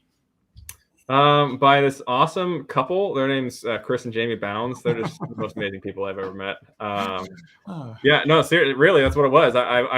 We went out to a mastermind where we met you guys, and before that mastermind, I was interested in getting my license. I think I'd started the course or somewhere around, interested in getting my license, and I started looking at brokerages. And I'd vetted all the brokerages locally. EXP was not in my local network yet. I mean, there was like one other agent in the Panhandle, like in the within a 50-mile radius that was EXP at the time. And so I'd not heard of them. I was really leaning really heavily towards Keller Williams just because I like the what they call it, their profit share model, or they call it the profit share model on their side, and the cap. So that really enticed me just from an investor mindset. But when you introduced EXP to me, I was like, yeah, dude, like it just makes sense, so it just really clicked. It really resonated with me. And so it was kind of a no-brainer. Yeah. So, and I didn't know that we had a mutual friend. But so a little more detail on that story. So Jamie and I, we were speaking at an event in San Diego the last day of the conference, in which before the conference, we had a mastermind. So we were stuck in a hotel for 5 days in beautiful San Diego. So, and we were like probably one of the last speakers. And then we fly out early the next morning. So like we actually wanted to, for the first time in a week, like get out and see San Diego. And then, so you come up and talk to us as we're trying to race and get out. And then, we ended up reconnecting when you got back home. I think you were on your phone and I talked to you about EXP at the time. Yeah. And I imagine you did quite a bit of research independently, but really, I think one of the most impressive thing is you didn't really ask me for anything. You just you got on board, did your thing. And then you just kind of went, go forth and conquer, I guess, as you say. You just kind of figured it out and did it. Yeah. I mean, EXP alone gives you enough tools. The biggest thing I had, I was kind of on an island out here in Florida. My main lifeline as far as talking to people in EXP initially was you and everyone else in Texas, right? Like, so it was, the Texas crew, which is Texas real estate is different than Florida real estate when it comes to laws and regulations and paperwork. So it wasn't like I could call you and be like, hey man, like, how do you write your contract? Because it's going to be way different. So one of the big things I leaned on heavily initially was a mentor program, because that's really all I had locally. And my mentor, she was half Tennessee agent and a half Florida agent. So she lived here half the year basically. And she lived in a city that was an hour and a half away because EXP was still so spread thin, but she was awesome. I mean, she was a huge influence in like just the foundational kind of building blocks in the Florida real estate specifically. And then EXP alone, I mean, I attended so many trainings within EXP virtually, through the world, or recorded trainings, and then my local association as well. So I just leaned on the resources that I had and that I needed to kind of, I would be that sponge of whatever knowledge that I know I needed to get. And then from there, you just kind of built on it naturally. Yeah, I mean, the system is so well built, and that collaborative culture. And then, of course, you got the mentorship program, which Mallory she's touched on too. Mm-hmm. And it's just phenomenal. And I always tell new agents, like, hey, the mentorship program, it's like the licensing teaches you how to stay out of jail. The mentorship program teaches you how to go crush it and actually do the business. So how has it impacted your business outside of just a normal, obviously the mentorship program and training, but maybe we can take it a little different direction. How has it impacted your business differently than it probably would have been had you joined Keller, which I mean, they're a good company, or any other brokerage out there. How do you think EXP has impacted it differently? Yeah, I mean, I think, assuming if I went to another brokerage and assuming I had similar training, so I at least had the foundational building blocks, which I'm assuming a lot of brokerages are going to provide that from a basic level. I don't know. I've not been to another brokerage, but assuming that's the case, I think my bank account would look fairly similar. Maybe, depending if I went to Keller Williams, they don't have the cap recapture through the Icon program, which now I've hit Icon twice. And so, my bank account, if I was at Keller Williams and I capped twice locally, it's a $24,000 cap. So I'd look at it roughly, I'd be $48,000 in the hole right now as far as my bank account. Where in EXP with a lower cap and to get that recouped, now I'm able to see that. The other thing is I don't sweat the details. I'm not a bean counter in the sense of the way I run my numbers in my books. And so the one thing I do like, the small added benefits of the stock programs in EXP, that is just truly icing on the cake for me. So, that's why when I tell people, like, at a very basic level, I say, if I was at any other brokerage, I think my bank account would look very similar, but I wouldn't have the stocks that I'm sitting on the side or the revenue share that I'm enjoying right now. So, like, those are two massive benefits that I don't emphasize because I'm still very production heavy and, like, that's my true focus. But those ones are just like icing on the cake that I don't think I would be able to enjoy if I was anywhere else. So you've opted into the agent equity program, right? Absolutely. Yeah, absolutely. Yeah. I'd imagine. I tell everyone that's like the most undervalued benefit EXP offers. Opt in from day one and don't even look at it. It's company 401k matching, essentially. I mean, it's very, very similar program. Yeah. And what that can grow over 5, 10, whatever. It's real money. So what should other agents consider when they're looking at EXP? I mean, every agent has their own, needs and wants. It really depends on if you're a newer agent, see if the training. I mean, a lot of the complaints that I get when I talk to newer agents when they're considering EXP is like, oh, I want the training. I'm like, well, we have multiple forms of training where, like, I think a lot of people see, oh, it's virtual, so I'm not going to get like that personalized training. Where for me, the mentorship program was huge as a new agent, and then all the other trainings that we had online, it might be virtual, but it's also interactive. So like you can engage and really learn.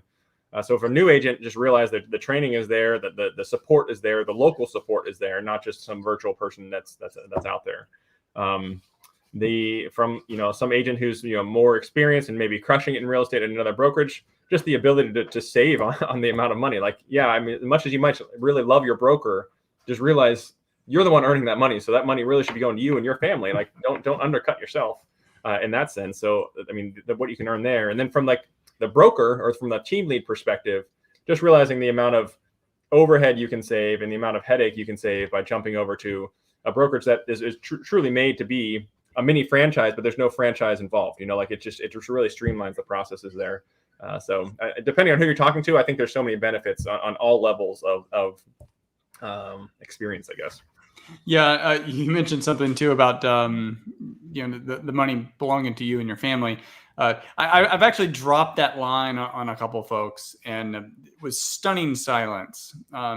So I'll draw like the A/B comparison, and whatever it is on an annual basis, like say it's like $8,000 difference net benefit if they were to join, if they were with EXP, and I'll just say, so are you happier with that $8,000 being in your broker's pocket or being in your family's pocket, like for your own family, for your own kids and education and whatever goal that they have, like which makes you happier? When it was phrased to me that way, like it really, it's a no-brainer. I mean, as much as you might really enjoy that person, like that's great. And not to knock him, have the whole broker come over and he's going to benefit as well. Like it's not like bring him along with you. Yeah. If you love them, let's all go. It's everyone is welcome to this party. Exactly. I guess the last thing, your team, it's exploded. And I don't know what it is with veterans. You seem to, I think it's a tight knit group. Obviously, it's definitely a very unique experience. And you've got a lot of unique things that y'all can relate to. But so you've attracted a lot of veterans, both locally and also throughout the states on the team. But it's expanded well beyond that. What does your team look like roughly today? So overall, my whole downline, I think we have 76 in the downline. Now that we're looking at the numbers, actual numbers now. So 76 in my downline, and I think 14 frontline, so FLQAs. Yeah, that's amazing. You've done that in 2.5 years. I'm not sure what the growth rate is, but it's probably growing 5-10 something agents a month. Hoping to push it up as much as we can. I mean, like I said, sadly, that's not my focus right now is the attraction side. But sometimes I kick myself for not doing it. And other times, the production's going very well right now, and I want to try to strike while the iron's hot in that sense. So we're really enjoying the production side. That's fine because agents want to follow agents that are taking action. So it's a residual benefit for sure. It really is. Yeah. Well, thank you so much, Matt. Look forward to actually, you're going to be in Dallas next week, right? Yeah. Are you on as well? You're gonna be in Tony Robbins? Yes. Great, man. I'll see you. I'll see you in like 5 days. Looking forward to it. All right. See you then. All right, buddy. We'll see you. Take care. All right, Connor, you're on mute. There you go. What's going on? What's up, guys? How's everybody doing? Oh, it's been a long hour and a half, fun hour and a half. Yeah, we hung out. It was a couple days ago, and I'll see you again here next week, along with Matt and a lot of other folks. So, what does your business look like today? Your real estate business? For the restaurant business, or just all the businesses? I mean, for people, they don't know Connor. They don't know Connor Steinberg. They have no idea who you are. Your real estate business, just in general, what does it look like? Yeah, mostly it's all EXP now. So, quick rundown of you guys in real estate. I jumped into the investing side of the business probably 7-8 years ago now, and I failed miserably, went $100,000 debt, ran out of money, had time, was going on YouTube trying to figure out how to build websites, doing search engine optimization. I was one of the first 2 people on Investor Care at the platform. And so I got a lot of time with Adrian Nez and Trevor Mock early on, and Adrian was teaching me about the power of video. So I started building private YouTube channels and linking those to my websites, and I built the #1 house buying websites for a lot of the major keywords here in most of the major cities in North Texas. So I built a big wholesaling company, transitioned into fix and flips. Not as many as Chris has probably done, but I did quite a few house flips, bought a number of rental properties, transitioned to owner financing, did a lot in the single family residential space. I own land, mobile homes on land. And then along the way, I built my YouTube channel, Investor Army, which is now Texas's #1 residential real estate investing channel, top 15 in North America. Built some consulting companies around this, digital products. And then I had a lot of people blowing me up about EXP, obviously. And for about 2 years, I blew everybody off. I was getting videos sent to me. I wasn't watching them. Everybody's trying to tell me how big an opportunity it was. And my mentality was like, look, I'm sure people are doing great over there. It's probably a great opportunity. People are going to do well. But I'm busy, and my biggest headache is opportunity costs of which opportunities I take now. So I blew it off for a long time, guys. It was a big mistake. It was a multiple 7-figure mistake, probably now looking back in hindsight at things. But finally, I went to speak at a big event in Jackson, Mississippi, and the #1 guy in our company was speaking at the same event. And I stayed in a little speaker's house with him for 3 days. And I was completely blown away when he showed me the EXP business model, showed me he was making 6 figures a month residual income. I said, I want to do that too. And so I set out to go do this. I went and got my real estate license. Joined EXP a little, I guess it was December, second week of December, second to last week, December 2017. So we're coming up on 3.5 years, guys. I've been able to grow this organization currently to about 1,250 active agents across 42 states, 7 Canadian provinces, and I think we're in 7 countries now. We're selling hundreds of houses a month. My rev shares are right around $50,000 a month right now, if you guys want to know what's capable of being done here in a short time. And been recognized by the company as one of the top 100 influencers in the company, about to tip into the top 50 here any day now. And so it's been an incredible ride here. And so what most of my time is now, instead of on the investing side, generating leads like I used to, discounted properties, trying to buy houses at discount, stabilize and force the equity up. What I'm doing now is just, I've been able to build these other businesses up where I'm just placing my money in strategic properties I'm looking for now. So I'm not so much on the active investing side, but I'm still investing. Still buying houses here and there. I'm not trying to buy in volume like I was. At one point we were doing 8, 12 houses at a time. Now I'm doing maybe 1 or 2 at a time. But all my time is going into the rev share model, residual income model. So we've got our business up growing by about 110 to 125 agents a month right now. Looking to take that to 200 plus a month. And so yeah, it's been incredible, guys. I've never been able to build a residual income as fast with the lowest amount of risk that EXP is giving us here. So it's not a capital intensive business model. I can't go bankrupt, but I can build financial freedom. And that's the big difference as compared to doing it through the traditional routes that we usually do it in. Yeah, that's what I tell folks that are real estate investors, like, and even agents too, like, because agents, they should invest in real estate, but at the end of the day, there's risk involved, there's time involved. Like rental properties, it's passive income, but it's not passive. Like it's not passive at all. Even if you have a property manager, you still got to manage them, and issues come up that you'll have to deal with, or pay money for someone else to deal with. And it's a wealth building play. But at the end of the day, revenue share, it's passive. Like, I mean, once that's set up, it's ongoing. I don't have to do anything. But But if we stick with a rental portfolio analysis, like I don't know if you have any numbers that you can share, but how long, and I have no idea what. I know Brant Phillips talks about how it took him a lot of sweat and pain and frustration to build $10,000 a month in passive income. So Brant has talked about that. I don't know if you have anything to compare, because when you look at the time and energy and then debt to achieve that, and then compare it to what has been done with EXP and what is being done, what you've done, what Brant's done, what I'm doing now, it's just so much easier.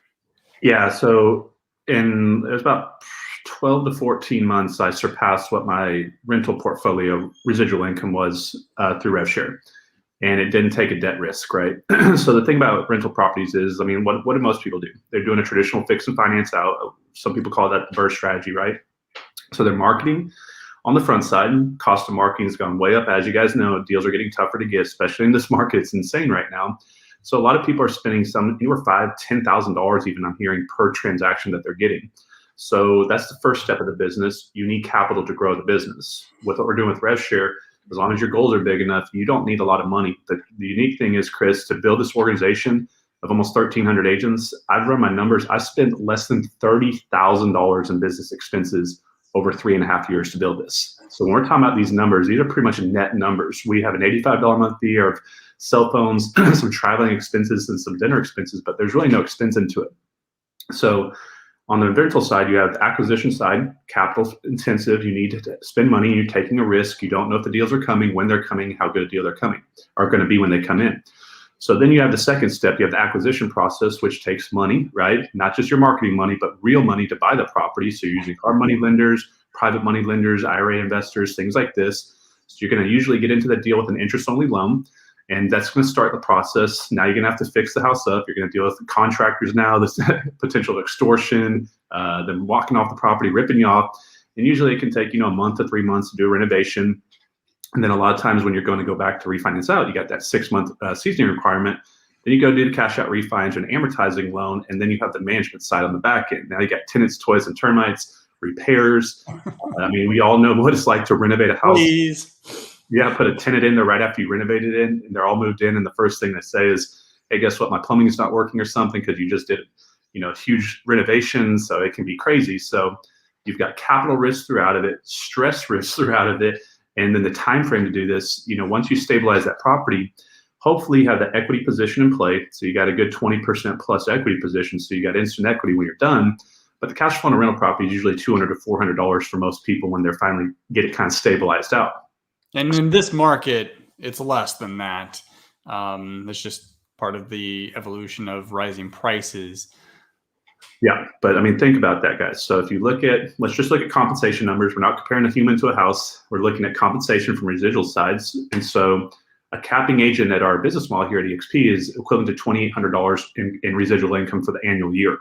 So if you divide that by 12, I think it's like $233 a month. So it's pretty much, if you sponsor a capping agent, the cash flow is equivalent to essentially buying a rental property. But how much money does it take to sponsor an agent as compared to control an asset? Nothing in comparison, right? So you're avoiding the slow growth.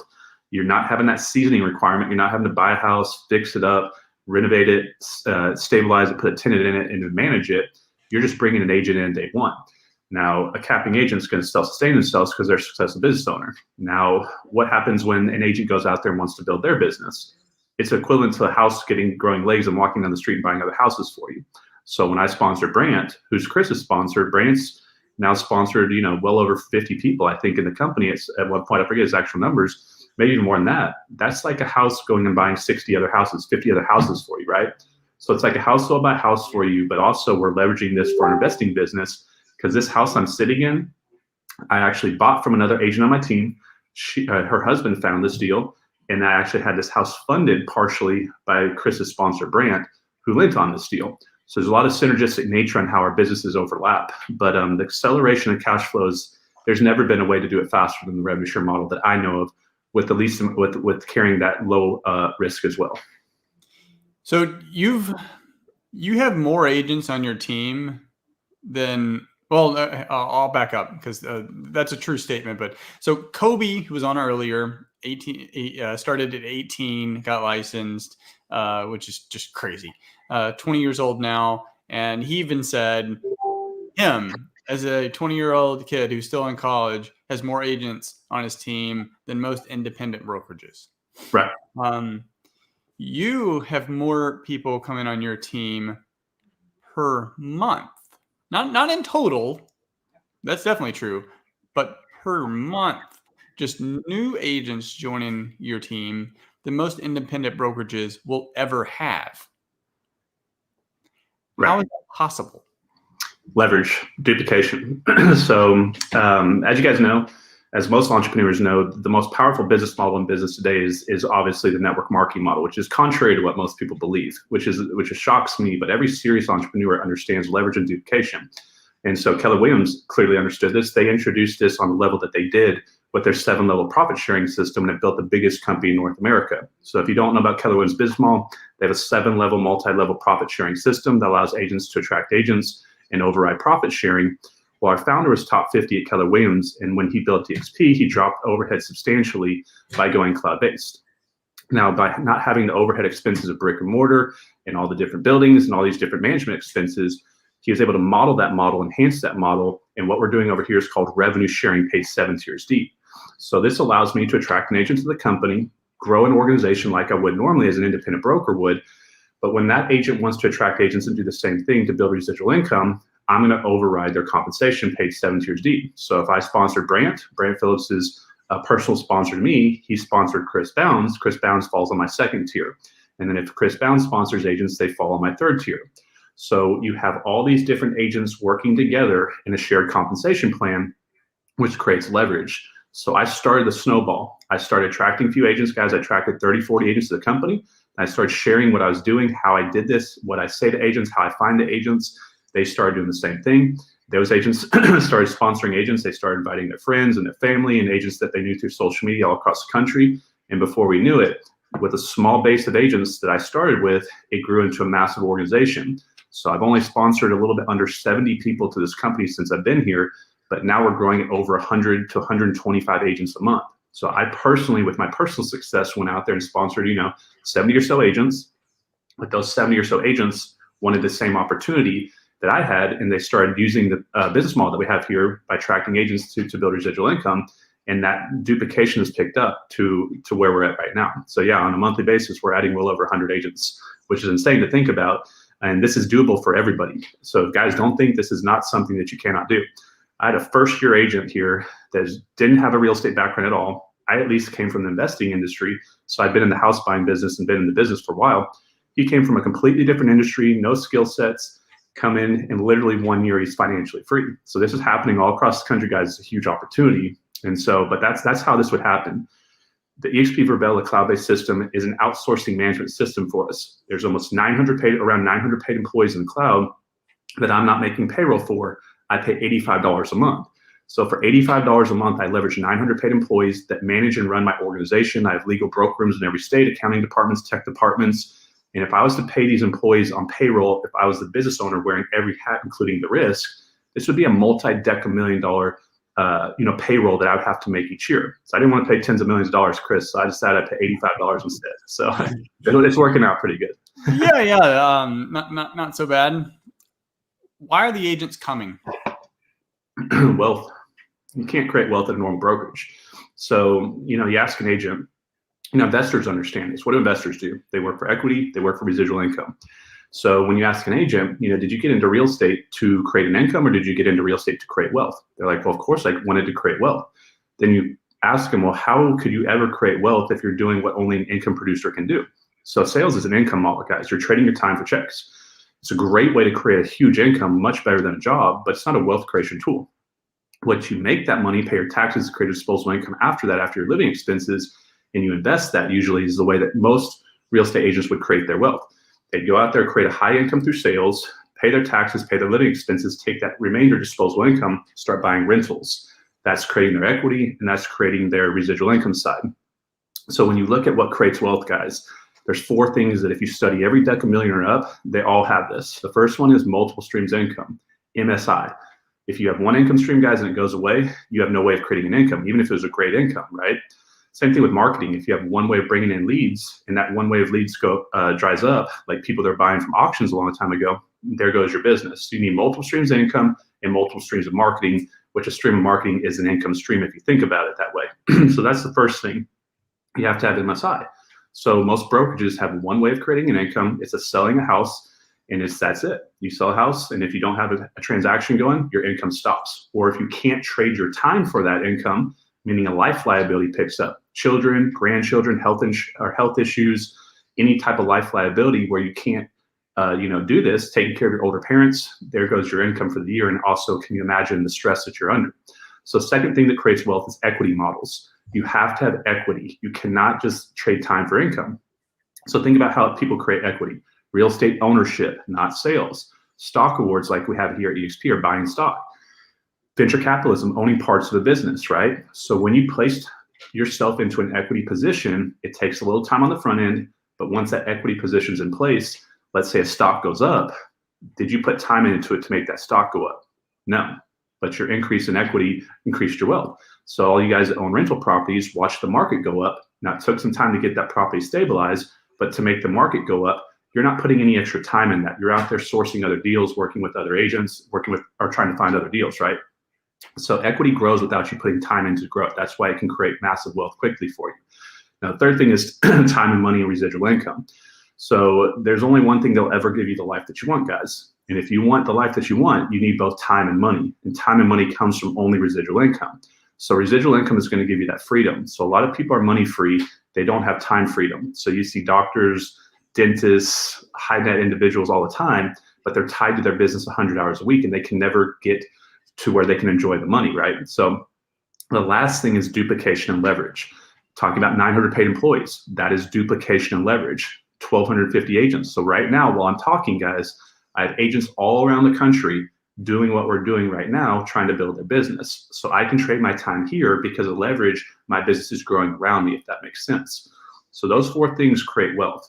MSI for protection, self-insurance, and diversification. Equity models for acceleration of wealth without your time impacting it. Residual income to free up your time so you can build your income past what you're already building, where you don't cap your threshold of how much you can make. And then leveraging yourself outside yourself. Now ask yourself, at most all brokerage models, how many of those components for wealth creation do they have? The answer is none. And that's why they don't create wealth.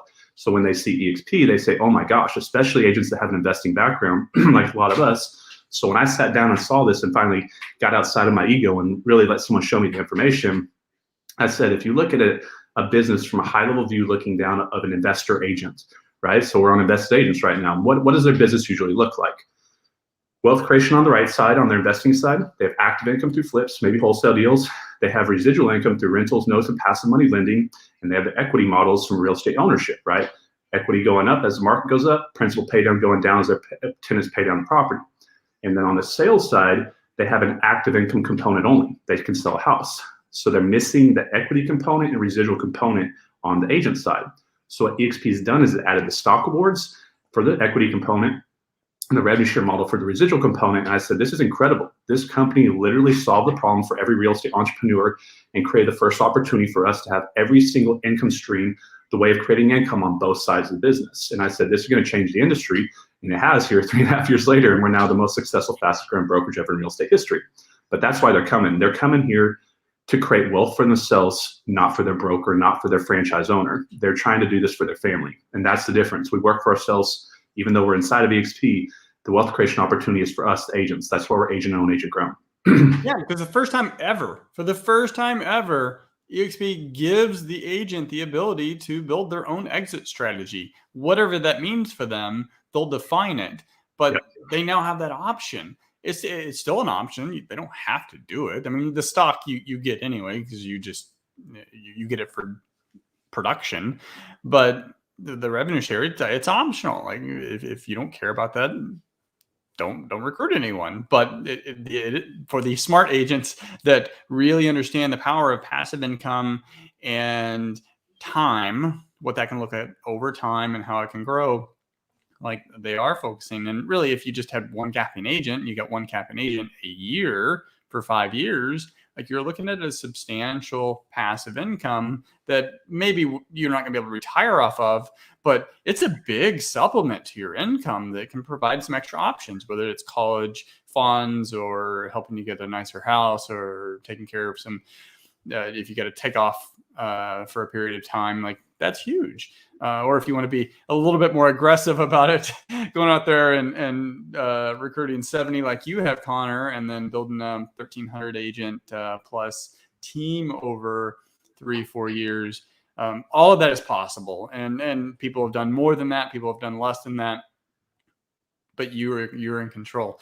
So, Connor, you have, you're one of the top 50 agents or so within EXP. I don't know, what is that, top 0.005% or something. True Leader, you go over the entire business model on Monday and Wednesday evenings. Correct. 6 p.m. Central Standard Time, from A to Z, breaking down the entire model. The revenue share, the equity, the commission, all the tools. Like you take folks in a little on a private tour of eXp World, showing them the training rooms, the broker rooms, like just a little crash course into KV Core.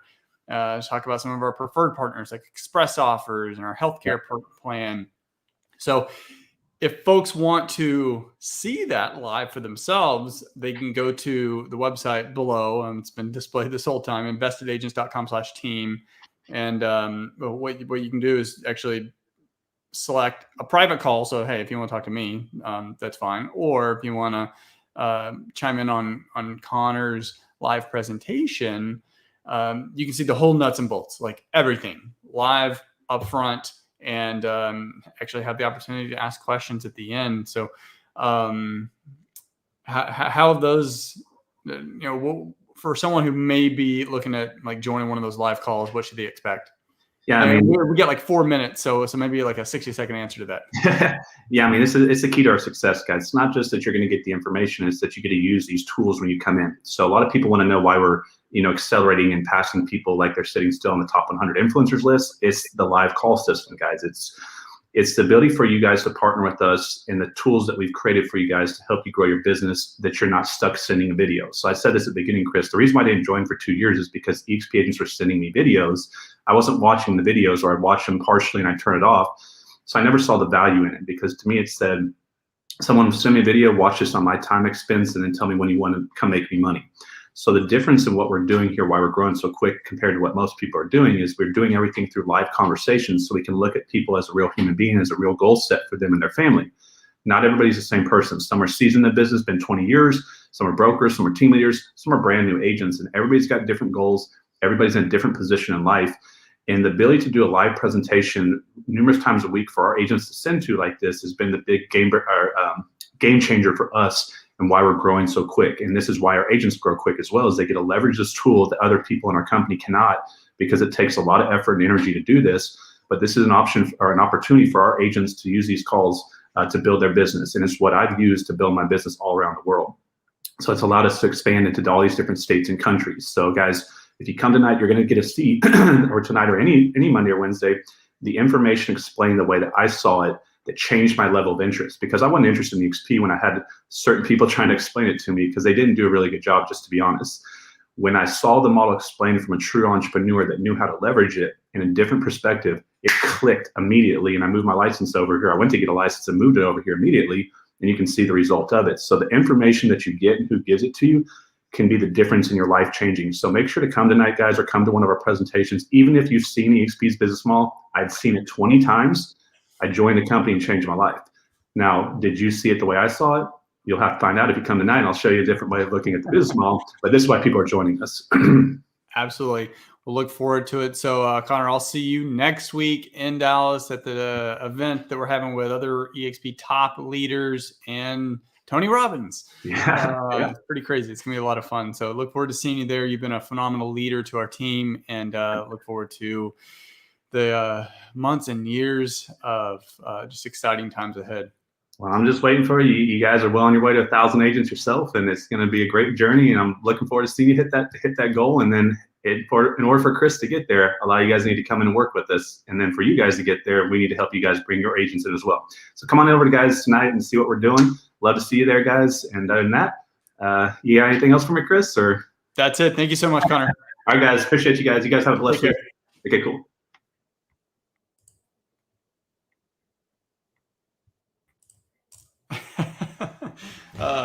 Okay, so thanks for watching. Investagents.com/team. Head over to the website and you can schedule a time, private time to talk to me, or if anyone on the call today that really resonated with you, I'm happy to connect you, and that they'd be more than happy to talk with you and answer any questions you have. So otherwise, thanks for watching.